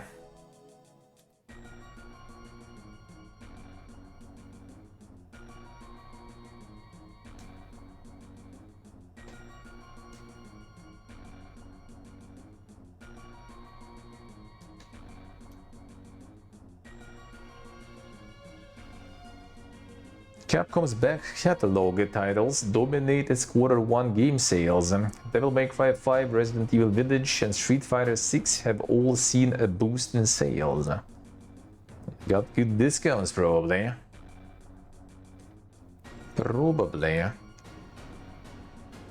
Then the profit up 90%, ordinary profit up 69%. That's very nice. Work to increase global unit sales. As a result, company's total unit sales volume across 243 titles was 14.16 million units. That's a lot of games sold. Company also described Monster Hunter Wild sales as soft, but revealed that the series' previous entry, Monster Hunter Rise, continued to see sales growth. Damn, when your performance is so shit that the previous game is selling better, I guess, alright. Wilds sold 477,000 units in Q1, just 88,000 more than Rise's 389,000 units. Okay, so it's still more than Wilds, alright. Total unit sales for Monster Hunter Wilds are now 10.6 million, while Monster Hunter Rise stands at 17.6 billion. So okay, Wilds is still selling better though. Still selling better.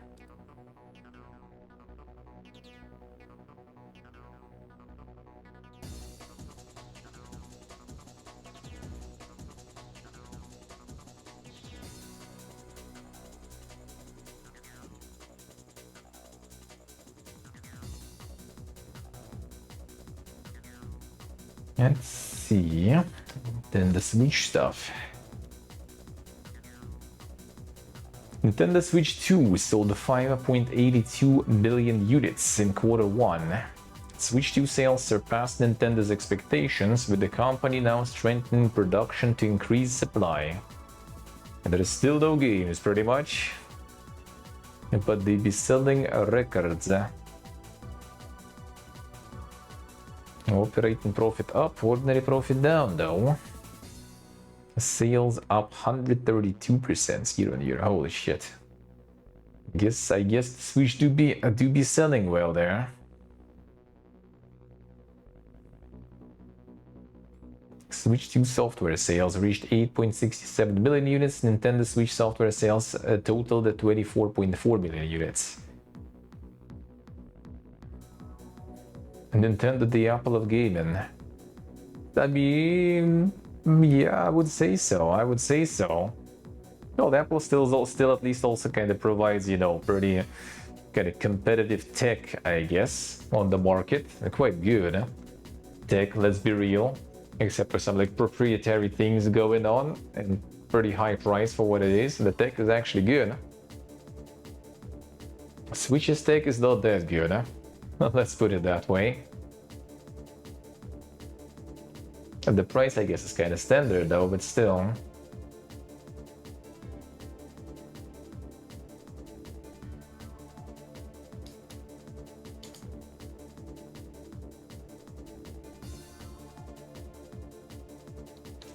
Fuck with this one. The Pokemon Company asks fans to stop criticizing Illustrator amidst Pokemon TCG Pocket plagiarism claims. Company admits its card production team provided incorrect concept sketches. Pulled 2 card designs from Pokemon trading card game Pocket following allegations that they plagiarized the fans' artwork.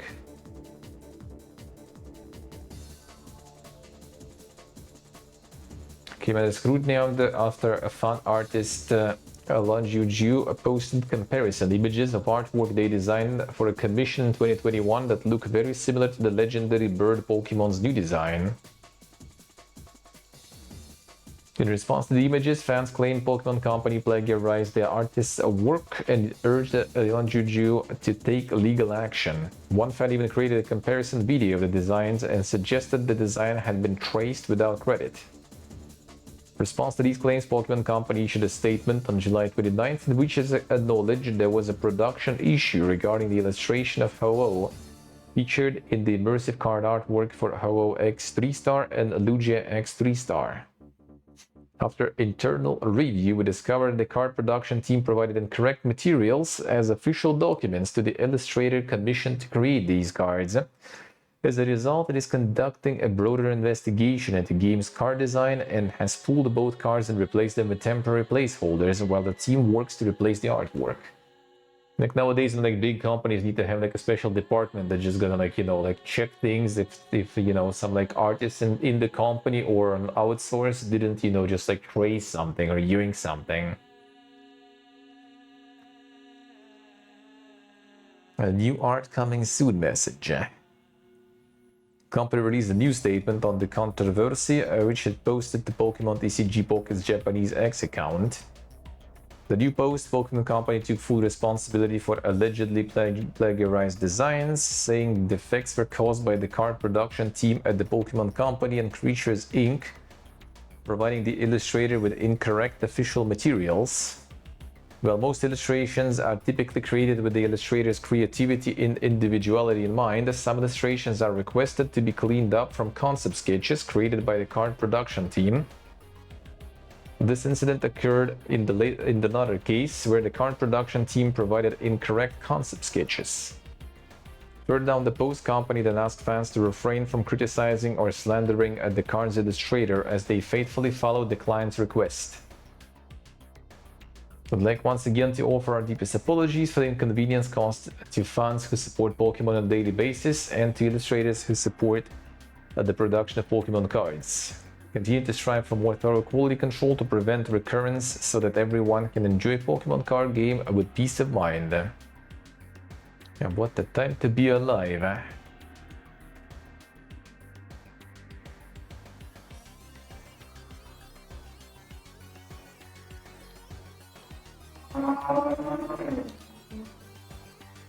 Nintendo announces changes to Switch pricing in the US. Pricing change will affect various Nintendo Switch models and select accessories. Pricing for original Nintendo Switch family of systems and products will change in the United States based on market conditions. Impact Nintendo Switch OLED, Nintendo Switch Lite, and select Nintendo Switch accessories. Certain selection of Nintendo Switch accessories, select Amiibo and Nintendo Sound Cloak Alarbo, will also be affected by these pricing changes. Alright, so all prices increase basically. I wonder why. Why would they do that? Absolutely no reasons for that. Nothing is happening.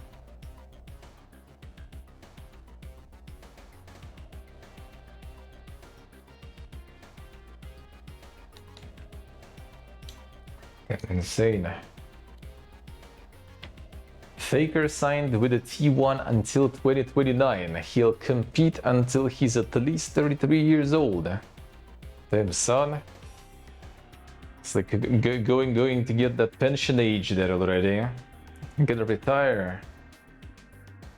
Gonna be not enough reaction already. Gonna just become a coach or something. And define world championship titles. Well, that's quite enough time until 2029 to get some more. The Grandpa Gamer, yeah. Well, I mean, I don't know. Maybe he will actually prove that, you know, you can still perform. I gotta get some, you know, myth breaking there around Boomer Gaming.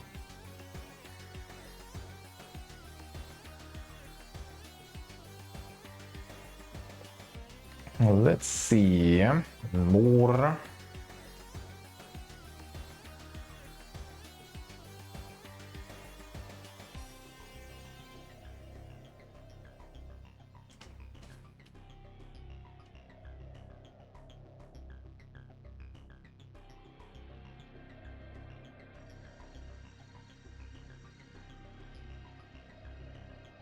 No, here we go again. Long time no hear of this shit. Former GT dev thinks GT 6 players might prefer 30 FPS over 60 FPS. For sure, man. For sure.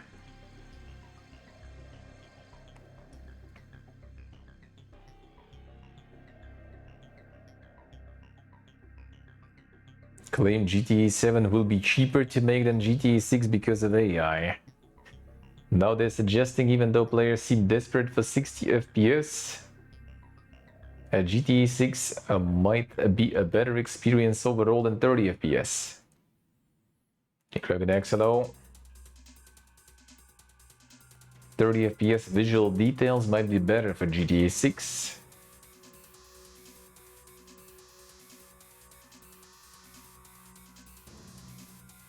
Might be so big and ambitious that it won't be able to hit 60 FPS, maybe not even on PS5 Pro.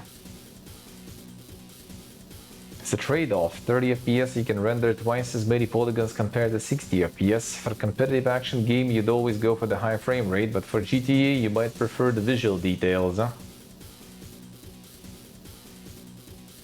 Not so sure, not so sure.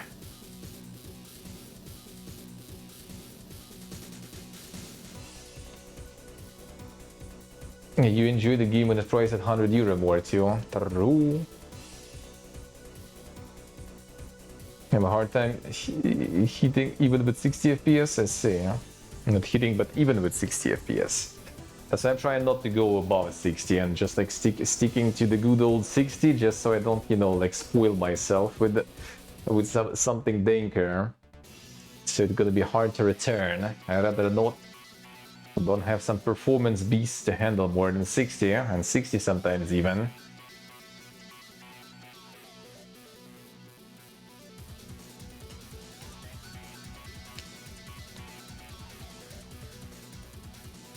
Battlefield 6 hits 500,000 wishlists on Steam in one weekend. Now that's some wild speeds there.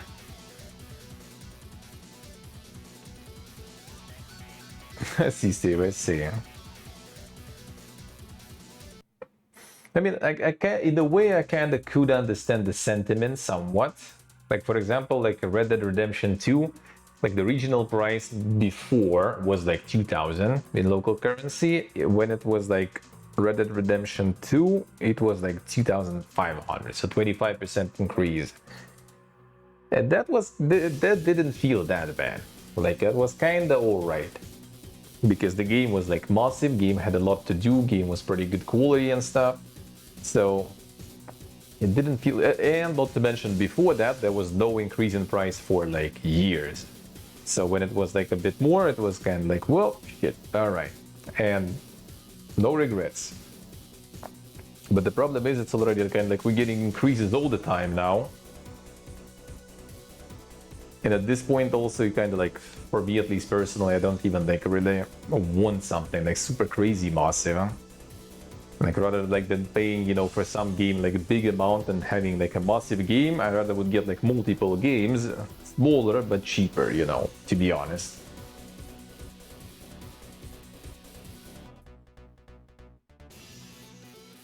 Sì, che deve essere sì, eh.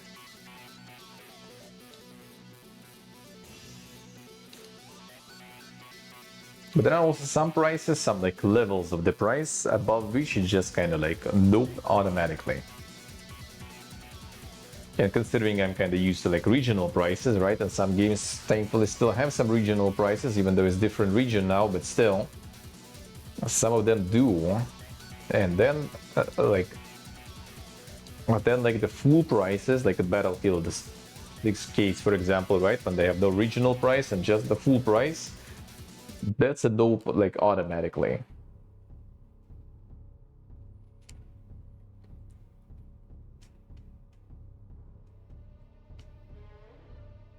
Gonna get crushed by 40 bucks Helldivers likes. I mean, sorta, yeah. Well, GTA will probably, like, GTA is a league of its own, right? But like something else, yep, might get quite easily crushed there.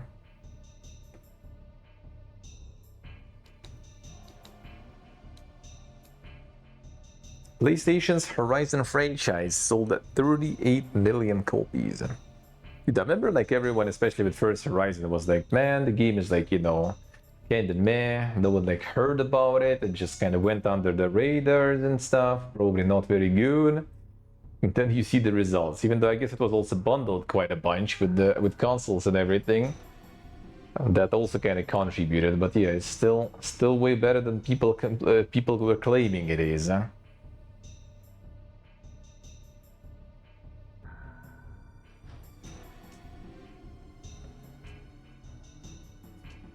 All right, more.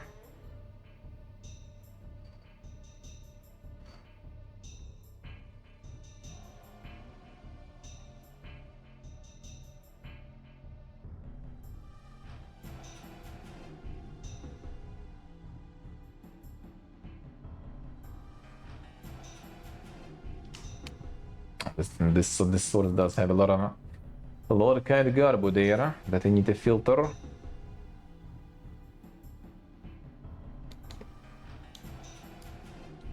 Tales of the Shire is one of the worst rated Lord of the Rings games in history. That's such a like loud title. But like if you look at the reviews and stuff, it's not even that bad. 60 out of 100 on PC. Most of the reviews are on this format.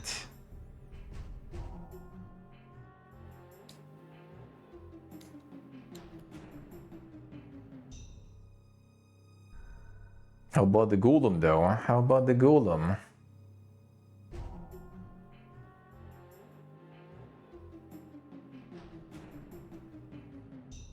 I guess the Golem was still worse down, but yeah, I don't think it's that bad really even.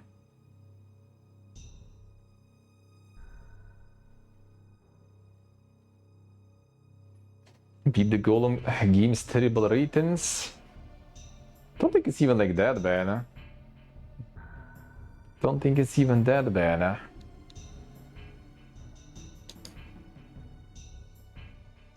Ranked worst to best. Oh, okay, I see.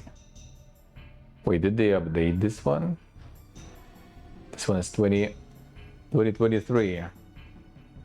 Alright, so the Golem they didn't beat. Golem they didn't beat. Yes, one of them, so... Lord of the Rings Conquest. Hobbit Kingdoms of Middle Earth. Lord of the Rings Aragorn's Quest. Fellowship of the Ring. Return to Moria. And now it's only here, right? Tales of the Shire, Lord of the Rings game. Yeah, so it's kind of like top 6 even, because they have the same score here. The Conquest is actually really good. I see. Well, I mean, it's just the Metacritic score. Like you go on Steam, for example, right? And like it's okay reviews. I mean, we saw it today, right? even still was like unpopular, right? Wasn't it? Yeah, there it is. Like if it's a new and trending, then at least it's not mixed and stuff. That's kind of like good enough already, I would say, for the release nowadays. Yeah, kind of close to very positive. Maybe even. I don't know. Doesn't seem that bad, you know. Doesn't seem as bad as they claim it is, huh?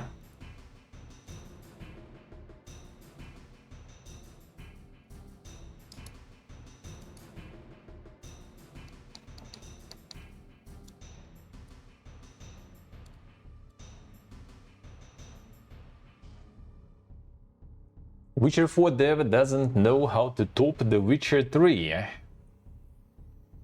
I mean, I could kind of see that. Witcher 3 was one of the best games ever made. It's one of the best games ever made. How are they going to top it? I'm like, yeah, how are we going to do that? The thing is, like, it's not like maybe I don't know, like it sounds like a bit of a bold statement, right? About like being like one of the best games ever made, eh? But there will be people who have that in their mind, you know. So like when the new one will be out, there are going to be a lot of comparison to the third one, and a lot of like pictures from the third one already going to be a little bit like, you know, distorted in time, and it's going to feel like it was like way better than it actually was. Eh?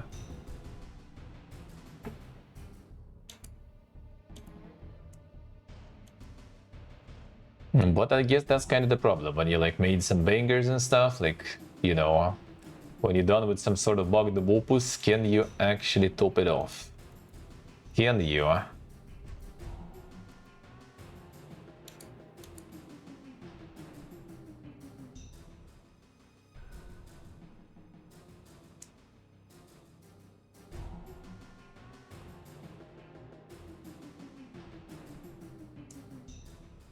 More.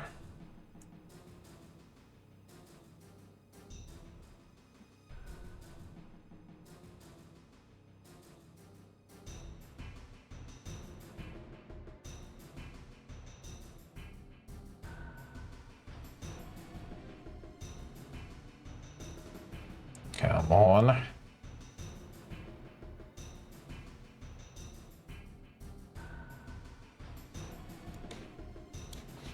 Yeah, this one. I read the Breakout Infinite's Cyberpunk 2077 crossover. It introduces new events, weapon skins, and more. Extract or Flatline. Then the insane crossover is there. Didn't see that one coming.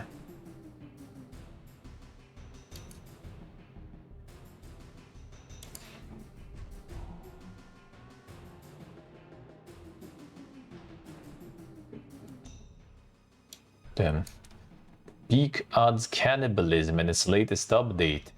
Wonka is it time for the payment operators to step in, fucking promoting cannibalism here. Time to ban.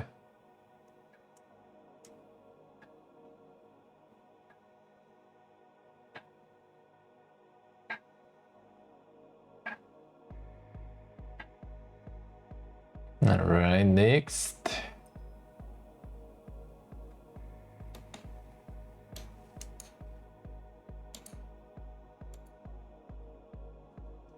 Kingdom Come Deliverance could be getting a PS5 version upgrade. 4K 60 FPS support, high resolution textures, and the inclusion of various other modifications. To be honest, like PC version, like still, even without any graphical mods, looks fucking great. So not sure about PlayStation though, but looks good.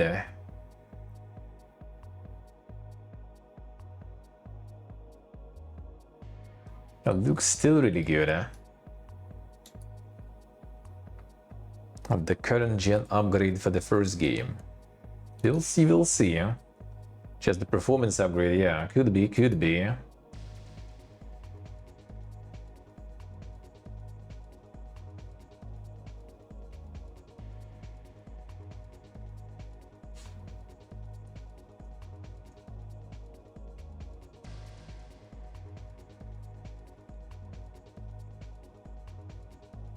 Star Wars Outlaws is coming to Nintendo Switch 2 in September. Didn't they say like no one likes Star Wars anymore?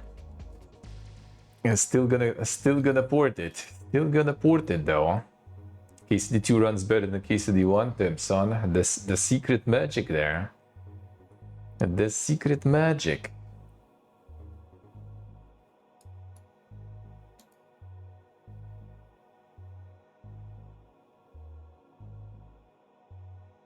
Oh yeah, there was this also there.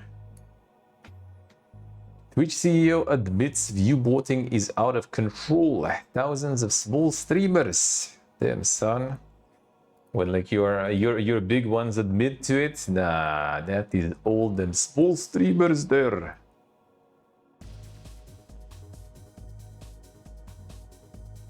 A lot of people use viewbot on Twitch. A constant battle. There are third parties that do it, especially when you give the ads. They viewbot for ads.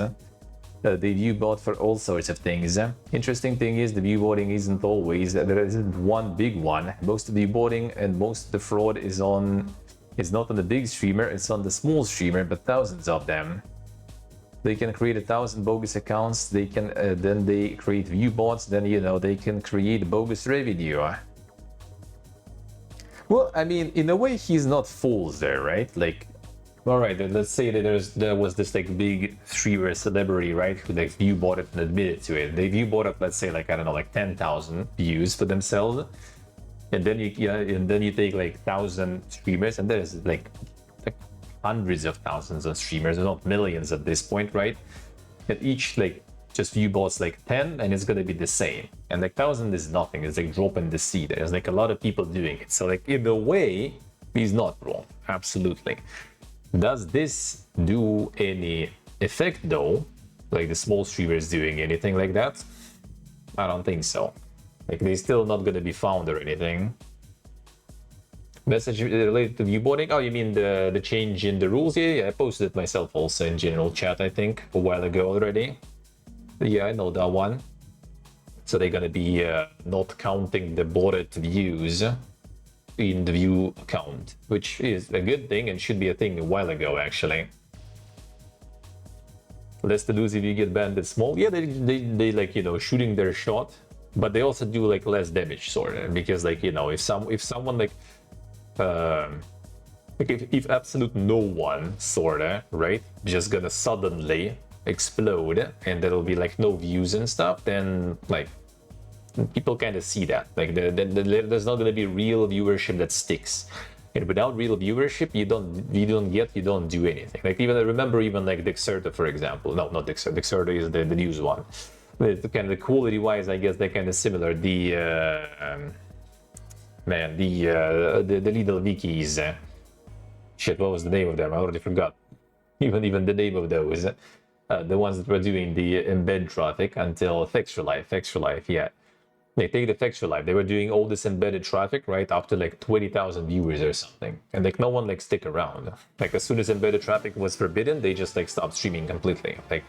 Like no one's sticking around when they see that it's kind of like something is kind of sus there. Like in my opinion, what like is bad and where it actually works good if it's like big streamers who kind of like try to like inflate it even more. Like not even like big, I guess, but like established streamers, I guess, let's put it that way. Like if like some like one viewer ND starts like becoming like 1,000, that's gonna be sus, right? If someone was already at 1,000 and they became 2,000, people are just gonna like still believe, most likely, because that's kind of more believable when someone already somewhat established, growing, slowly, if you do it smart, I guess, right? That would work. First U-boat drama in Hearthstone section. Oh, like that was plenty of that stuff. There was plenty of that back then. There was plenty back then. So yeah, like he's not wrong though. Like the smaller streamers like U-boat way more in kind of like in mass, right? Like there's just like way more smaller streamers that do a little bit of U-boating. But in my opinion, the main problem is like already established streams that do it maybe less because there's less established streamers. Like even I, it's like in kind of like 0.1% on the platform, right? And I'm fucking no one. And then you take like people who are like a little above like 1,000 and stuff, and they already like 0.001%. That's where it's worse. That's where it's worse, in my opinion, because they're taking over all the tops of the platform. They take over all the viewership. And in their case, it's a little more believable, I guess, that they can have those numbers. Like, people just believe those numbers more and they stick around and they just don't go anywhere else to people with like the legit viewership, I guess, let's put it that way. Considering the whole discoverability on the platform is based on the view count, not on like algorithms or something, just pure view count, like it's massive. It's huge effect. So like, it's nice that they are actually, well, we'll see how it works, right? It's also kind of funny because they slowly introducing these changes about the view botting. So like, there's going to be only the real viewers counting for the view count, which, I mean, like as I said, the view botting doesn't affect revenue really that much directly. Like the ad system filters view bots, no problems. It's just for the display of viewers, they don't do that. Why they don't do that? Most likely so they can inflate their numbers and report inflated numbers to advertisers and stuff to get like better sponsorships and stuff. So they can show like bigger numbers. That's why also like embedded traffic, I think, wasn't nerfed before and stuff like that. That's why like the front page still exists and everything. They can keep those numbers, you know, to show. But now that there's some pushback and everything started, and one of the guys literally admitted to view botting. A big one. He didn't get banned, if I remember correct, either, which is weird. Well, I mean, it's Twitch nowadays, so you know, imagine enforcing your rules equally to everyone, I guess. So when the pushback started, some sort of noise started, they decided to actually like do what they should do long ago. So now it's gonna be just the real view counts displayed, and they're gonna be introducing it slowly, which is weird, but I think it's also kind of like probably they know up there how many people actually inflate the view counts. That's why they made it like, yo guys, how about we get slow introduction? You have some times, guys, to, you know, relax and slow down. Like if they would drop it instantly, like, yo guys, starting like, you know, 2 hours ago, we already implemented, so you can see, you know, the difference in view counts on different channels and see, you know, who was actually doing a little magic there and stuff, you know. Maybe not themselves, maybe someone was doing it for them, who knows, but you could see that. But no, it's just kind of like, yeah, we're gonna introduce it like, you know, starting next month or some stuff, so people kind of know when it's coming. People will start, you know, like slowing it down. So I think they all know it perfectly, who does what. And most likely, hey Karakulilo, how we doing? Yeah, they were kind of like, I guess, also benefiting from that. Not even like completely, not directly, but just could report bigger view numbers, because like all the automatic statistics gathering services like Solidome, you know, like all those, they gather those numbers that Twitch gives them, and Twitch gives them the numbers with the view bots and stuff too. So they could show like, you know, all those big numbers to like sponsor. Like you kind of do an, you know, independent source to see the stats for Twitch, and you see big numbers.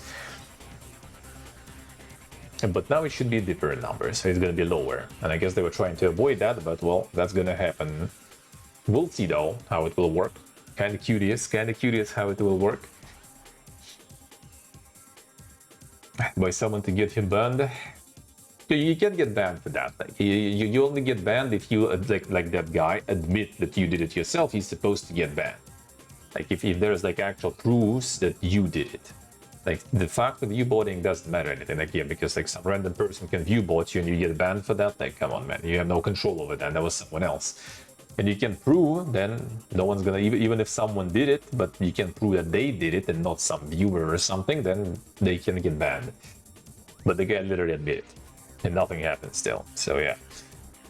But you'll see, we'll see. Like the view botting in general is really like bad. Not even because of like the revenue and stuff, because I don't think it actually affects it, because it's like already shitty in the discoverability on Twitch becomes even worse, because like it's basically already kind of hard to grow, and then when a lot of people have artificial growth, then competing with that is even harder, so it's just impossible.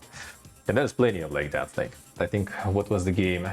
Yeah, the Soul Frame, right? I think Soul Frame, when it was recently some sort of test or something going, right? And I decided to go like check, like there was some drops or something going for access, or I just went to check like, you know, how it looks even the game or something. And there was like a few channels, and like I just kind of like let's like click some like random one, like a lot of like channels in other languages, like English one. Like let's not go to some big ones, they already have enough views, right? Let's get some like smaller channel, not like completely, but you know, like all right, like 200, let's say. Click in, and there's just like, you know, like the chat loads in, and it loads in like, you know, a few hours back. Basically no one is even like chatting or anything, and guys like barely talking to himself too, and there's like 200 people sitting. I don't know, man. Maybe it was because of some drops, like I've seen that before on like Raven Dawn, for example. Maybe it's some like magic. I don't remember if there were drops or not actually though. So yeah, like I think it's nowadays do be quite widespread though. I don't know how good it works, but yeah, in some games, especially with drops also, where it's actually kind of like important to not have that stuff, because like some game has drops, right? Usually when people farm drops, what they do, they just like open, you know, a game catalog, and then they just like click on some like, you know, like random stream at the top somewhere, maybe the first one, maybe like the first line, I would assume, maybe like second, whatever is visible instantly, right? I don't think a lot of people like scroll, look for something, they just like click some shit. Maybe they look, at least like when I'm farming drops, I try to like find some familiar names maybe, or at least, you know, like someone who streams in English, for example, right? And some people maybe just randomly press, and then you have like, you know, like you just like artificially inflates, you get to this like top line, and then there'll be already real viewers also coming in, because they don't care, they just want to farm drops. They click whatever channel is up there somewhere and sit there until they get the drops. So you kind of get actual real viewers that way, because no one cares that the channel, your chat is dead. No one cares, like, you know, that you like, you know, they're completely silent for hours or something. They just want drops, so they just like click someone who managed to propel themselves to the top. That's when it's also really bad. So hope they will do something about it, which looks like they do. So we'll see, I guess. We'll see, I guess. And again, like problem here is also like, yeah, sure, small streamers like doing that, but like when someone at the top starts doing that, and when they admit to that and nothing happens to them, then obviously a lot of people become, you know, emboldened by that, like, oh, yo, this dude like did it, and he even told that and nothing happened, so like, you know, we should do that too, probably. If nothing happens, you know, why are we worse, you know? And then when everyone starts doing it, becomes complete fucking shitfest. And worse for everyone. Alright.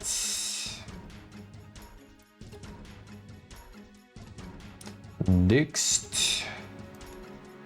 See, Battlefield 6 gonna have a free battle royale there. The free-to-play one. So kind of like Warzone, Call of Duty stuff, type of things. I mean, that's good. The entryway drugs there. The gateway.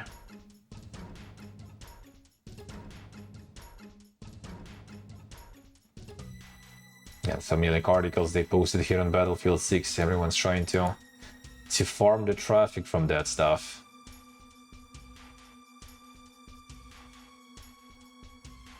Everyone's farming.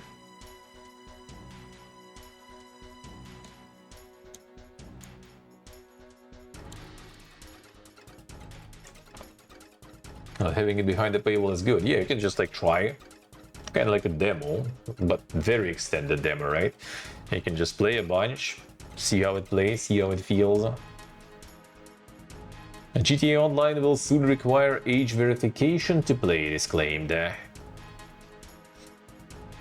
Implementing age verification across multiple regions moving forward. Well, I mean, if it's gonna be low in multiple regions, then understandable. Why wouldn't it be? Why wouldn't it be there?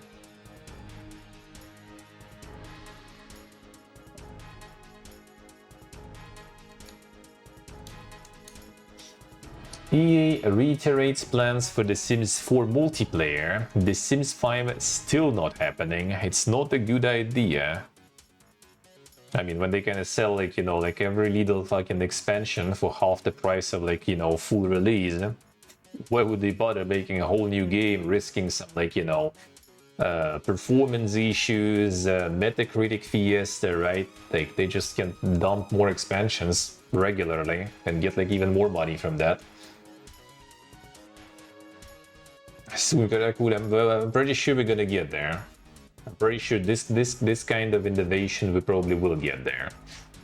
What we're gonna get is most like more likely like other stores if they don't comply, which Steam for now is actually complying, I think, so far. Those that don't comply, they're gonna get like banned and stuff, and then we're gonna be restricted to those that comply and those that gonna have this integration in. So probably like that kind of innovation, I think a lot of countries might kind of implement. Can try the Battlefield beta. When was that one? I mean, we'll see. Maybe. I don't know if my laptop will survive that, actually. Sims 5 would not be player-friendly. Wait, why? Have to start from day zero, start from scratch, give up all the things that you have created, give up all the content you've purchased over the years, put out over 85 content packs over the last 10 years on Sims 4. And so resetting that is not player friendly and not a good idea for our community. Well, I mean, not fools. Next weekend and the weekend after. Man, the weekends for me are like not very good, but I don't know, maybe I'll manage to catch some at least. Because yeah, weekend's gonna be tricky. Maybe like on Sundays evening, like maybe after the stream, I'm just gonna try, see how it runs and stuff. Maybe. Kinda curious because it's been a while. It's been a long while.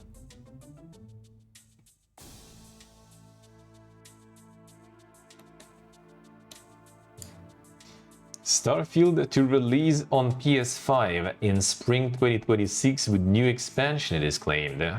Damn, son. The PS5 owners can't wait already, probably.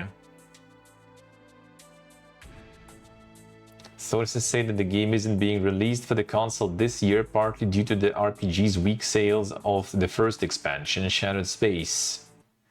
Release for PS5 isn't the only things expected. Starfield will also be getting a second expansion and other quality of life updates at the same time. Last day out, the fans should expect to see an announcement at Gamescom opening night live. We'll see. Makes sense to wait until something like Game Awards in December. I think it's not like that crazy big at this point to aim for some insane announcements. I don't think it's gonna help them.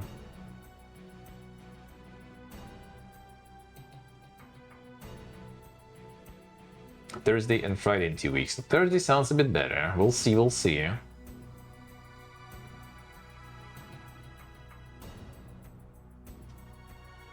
They announced Indiana Jones. I see. Baby. I guess we'll see.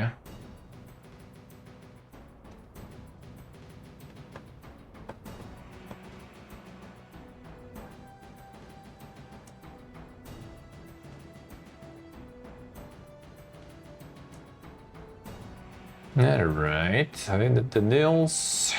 Well, yeah, THQ Nordic showcase we watched together. Titan Quest, I'm gonna play some tomorrow probably. Yeah, we'll see about Darksiders 4, how that will go. But you'll see how that will go.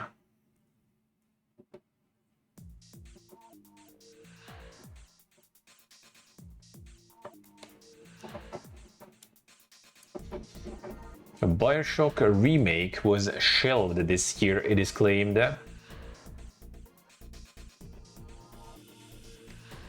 By a prominent reporter. Oh, that was actually Schreier. All right, that is not some like random leaks and rumors. That's something a little better. I feel the gap between Bioshock Infinite and Bioshock 4. It would have been great to get a hands-on remake.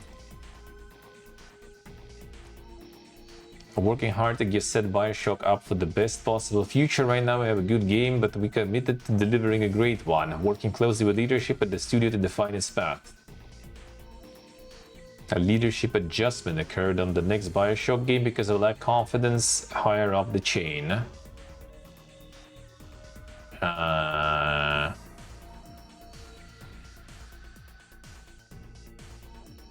Remake originally shelved.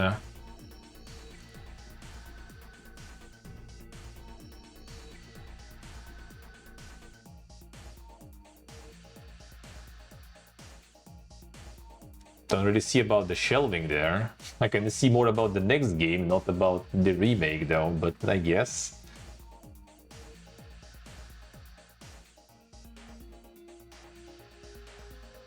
Anything to remake even. I mean, they can sell it one more time, you know. They can sell it one more time that way. That's it. Do you even need more reasons than that for them? To be honest, I bet it's enough reason for them.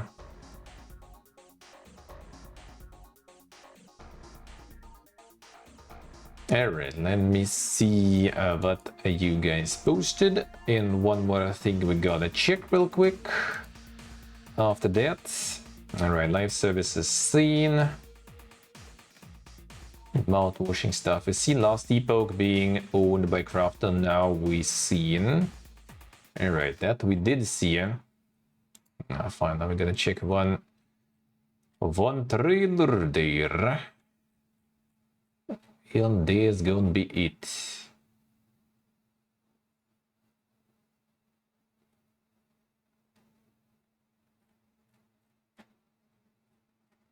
And one moment, then this. See the Ragnarok enjoyers taking over the MMO channel. Feels good, man. Feels good, man. All over the place. This one, and let's go. Got this one. I want to see some things that people notice that I guess didn't really pay attention too much. And I think it's this one, eh? Yeah, I think so. This part. Manual. Bro, if it's gonna be this shit with autoplay again, like I give up, man. It's gonna be like fucking dog then. Fucking mobile trash. Holy shit, I hate it, man.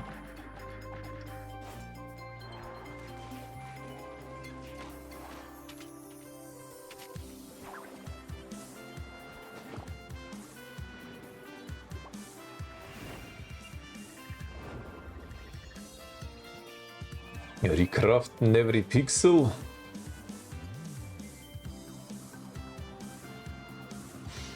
Yeah, course, yeah.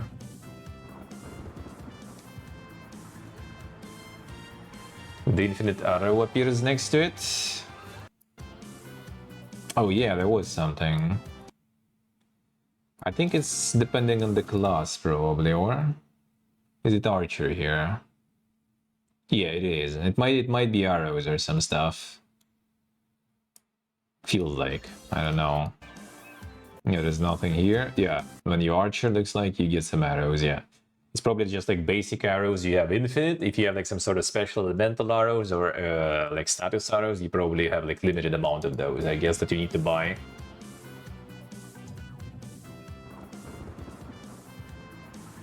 All still available? Yeah, that's gonna be like all of this. Yeah, the Dragon Knights and stuff. The Rune Knights, or whatever, maybe even Dragon Knights already, I'm not so sure actually.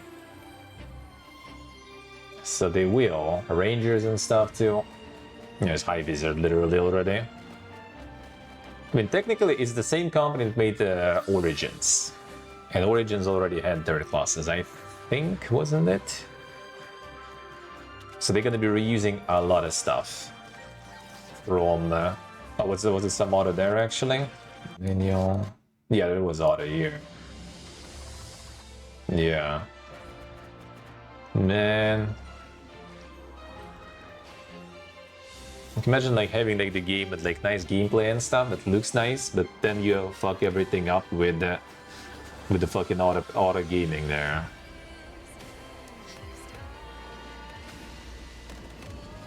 Do you like, whoa, no, wait, really? We're fucking going like in the boss fight in auto game or something in auto play. I guess it's like a thing, so yeah, just like press the auto and hope they're gonna heal you and stuff. I don't know. Yeah, does he not dodge like the circles and stuff? Then I wonder. It could be maybe it's like something else auto though. I'm not so sure. I don't know what it could be. Like in Ragnarok, that in the first one there was the auto attacking, right? When you do like the click on the enemy, you can do just like every click is attack, or you just kind of do like the auto mode, like click is constant attacking. But that would be some setting that would be, you know, in like in settings menu, not like on the screen all the time on the hotkey. Like why would you have it this way? Yes, I'm not so sure. That's the thing. No, I guess in boss fights you will need to do mechanics and stuff, so you kind of do need to go manual. Sure, like boss fights look good, but like I want the rest also manual, really, dude. Make like separate servers, alright? Like people want to play on mobile, you know, with auto. They used to this kind of trash. Like let them make PC servers separate. The problem is then there is no crossplay, you know. So like if you play on PC and you want to play on mobile, then if you let those people to autoplay on mobile when they're on their mobile account, that will be kind of unfair.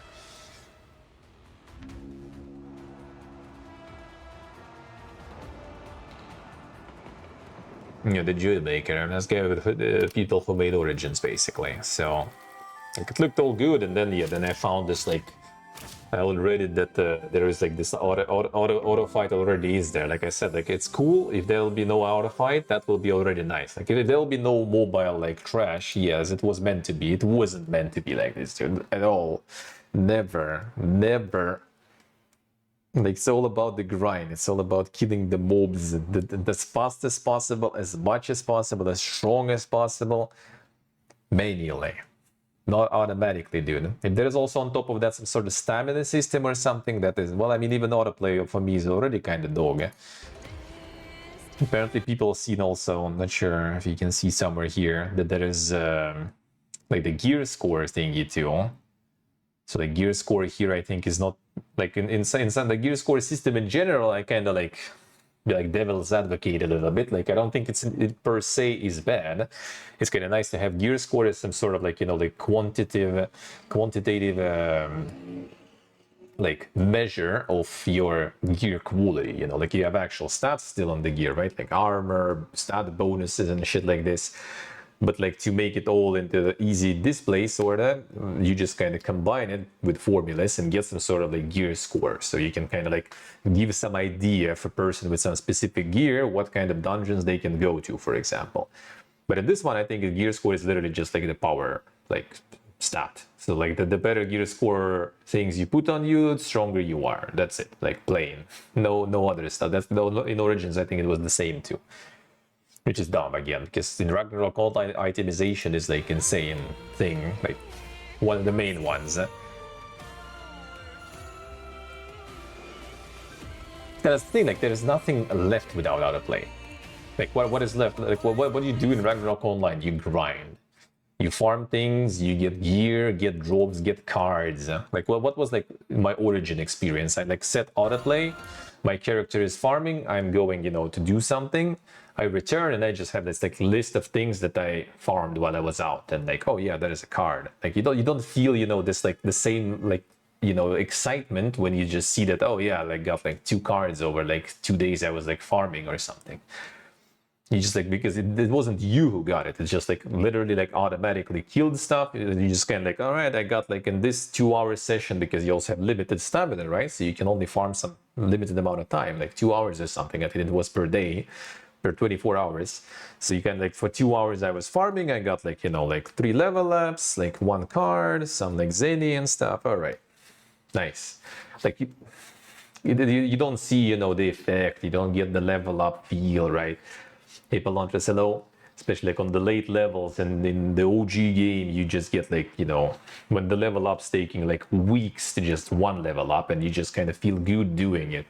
And like when the 0.01% drops fall, you know, and you feel good about it, right? Or you're something that you're aiming to get and you get that loot and you feel good.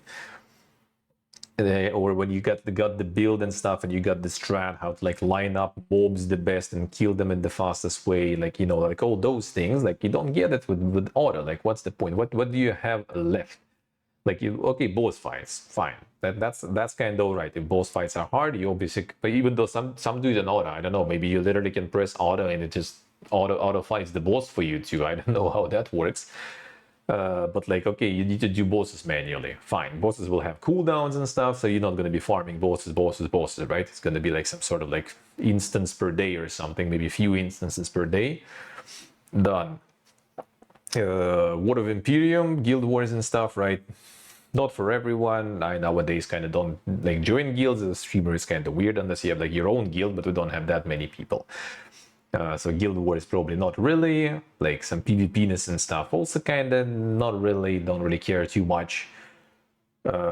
Dailies and weeklies, those you usually, in Origins, that's what you did manually because you kind of need to do some specific things. You can't really just press auto and it will do for you. You need to manually do every day pretty much the same shit.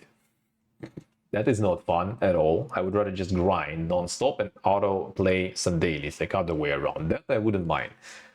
But you're actually like reducing the actual fun gameplay and increasing the chores and dumb shit that you actually do manually. Even though there were ways to do it automatically, but those ways were longer.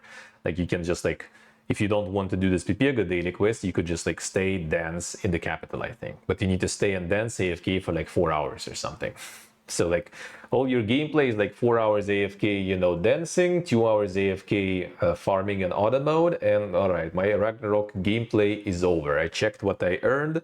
I opened some like gacha like rolls or something that I got for free, like 1 or 2, I don't know, per day for doing all of this, right? And I closed the game. Done playing, you know, nothing else to do there. And that is ridiculous, man. And that is not what Ragnarok Online was supposed to be, as they said. That is some dog shit, man. No, it's not gonna be there. The auto play is there already. There it is. That is already pretty much like over. It's all over.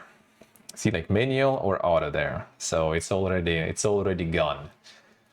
Forget about it, unless it's something else. But I don't know what it can be. Because sometimes they have auto even like on the boss fights and stuff, and that sounds kind of weird. So maybe it's something else. Maybe. Like even support is like an auto right now. I don't know. Maybe it's some sort of like auto as in it's like, you know, just like unleashes the abilities on cooldown automatically and you move manually or something. That's at least kind of halfway back.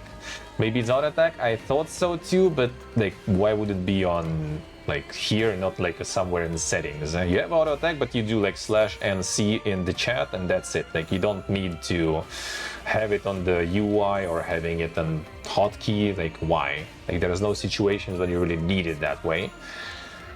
So, but that's kind of hopium. That's the only hopium, that it's like manual or auto like attack.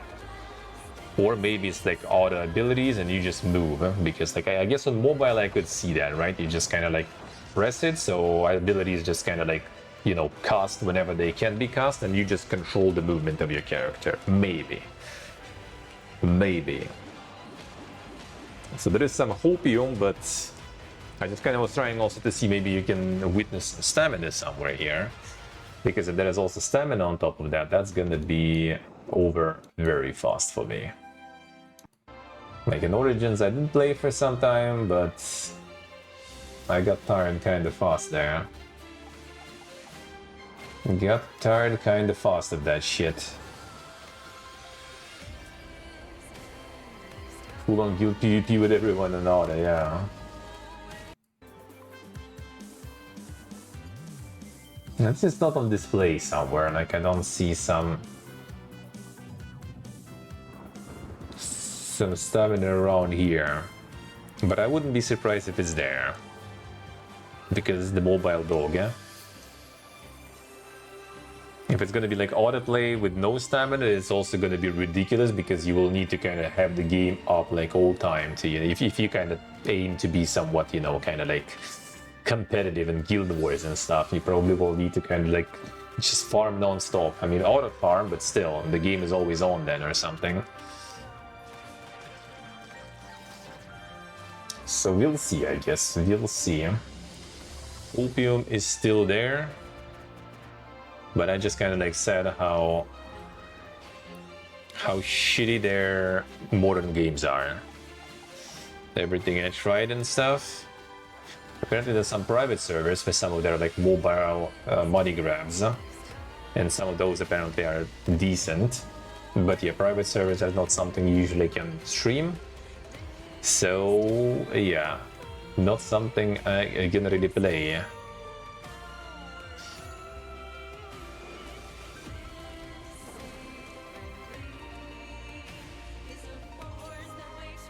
The servers don't bamboozle. I wouldn't play on URO and stuff anyway. Like the actual classic is like it's too much, dude. It's too slow. Like I don't think I have that in me, honestly. Yeah, the good old Mega OG Ragnarok, I played that shit enough. Like I don't really feel, you know, like redoing all, like I don't feel the romance of like, you know, doing the super slow leveling and stuff. Second job in 2 days, and that's at least not too bad, but yeah, still not so sure. Still not so sure. And I can stream them anyway, so bamboozle or not, you can stream private servers. You can, but like if season desist or something gonna arrive, you don't want to. You don't want to.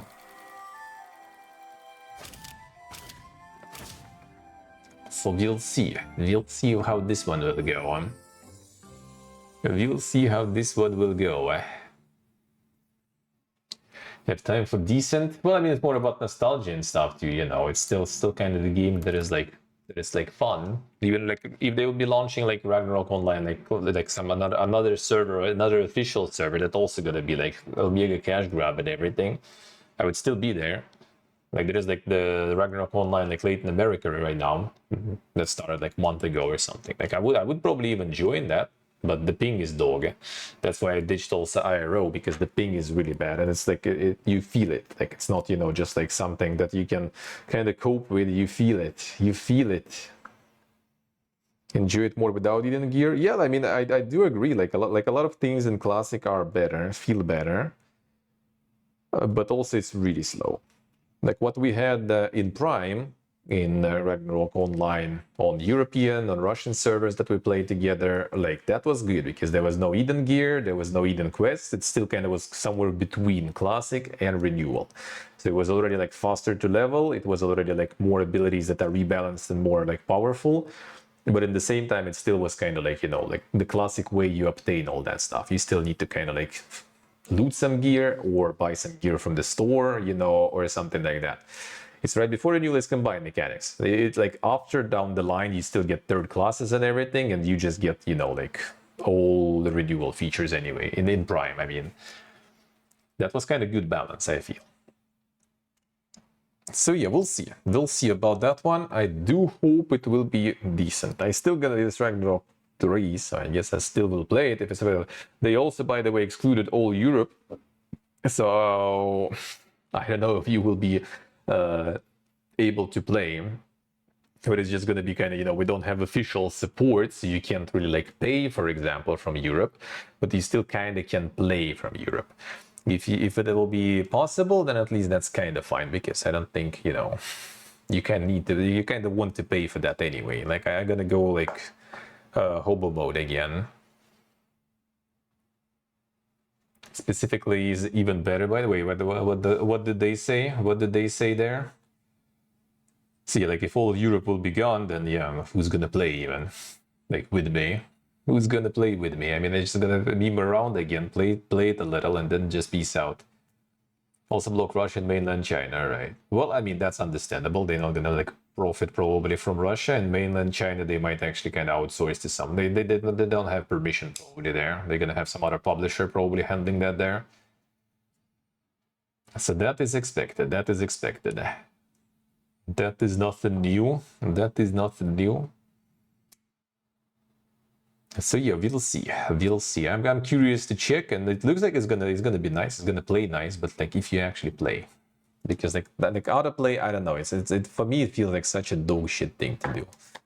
I don't know why people well, I mean, people do enjoy like idlers, clickers, right? Games like that. So I guess it's kind of the same, but like, man, I don't know. Not my Ragnarok, please. All right, so Boomer yelling at clouds. Session done. Let's read it. Boom. There we go.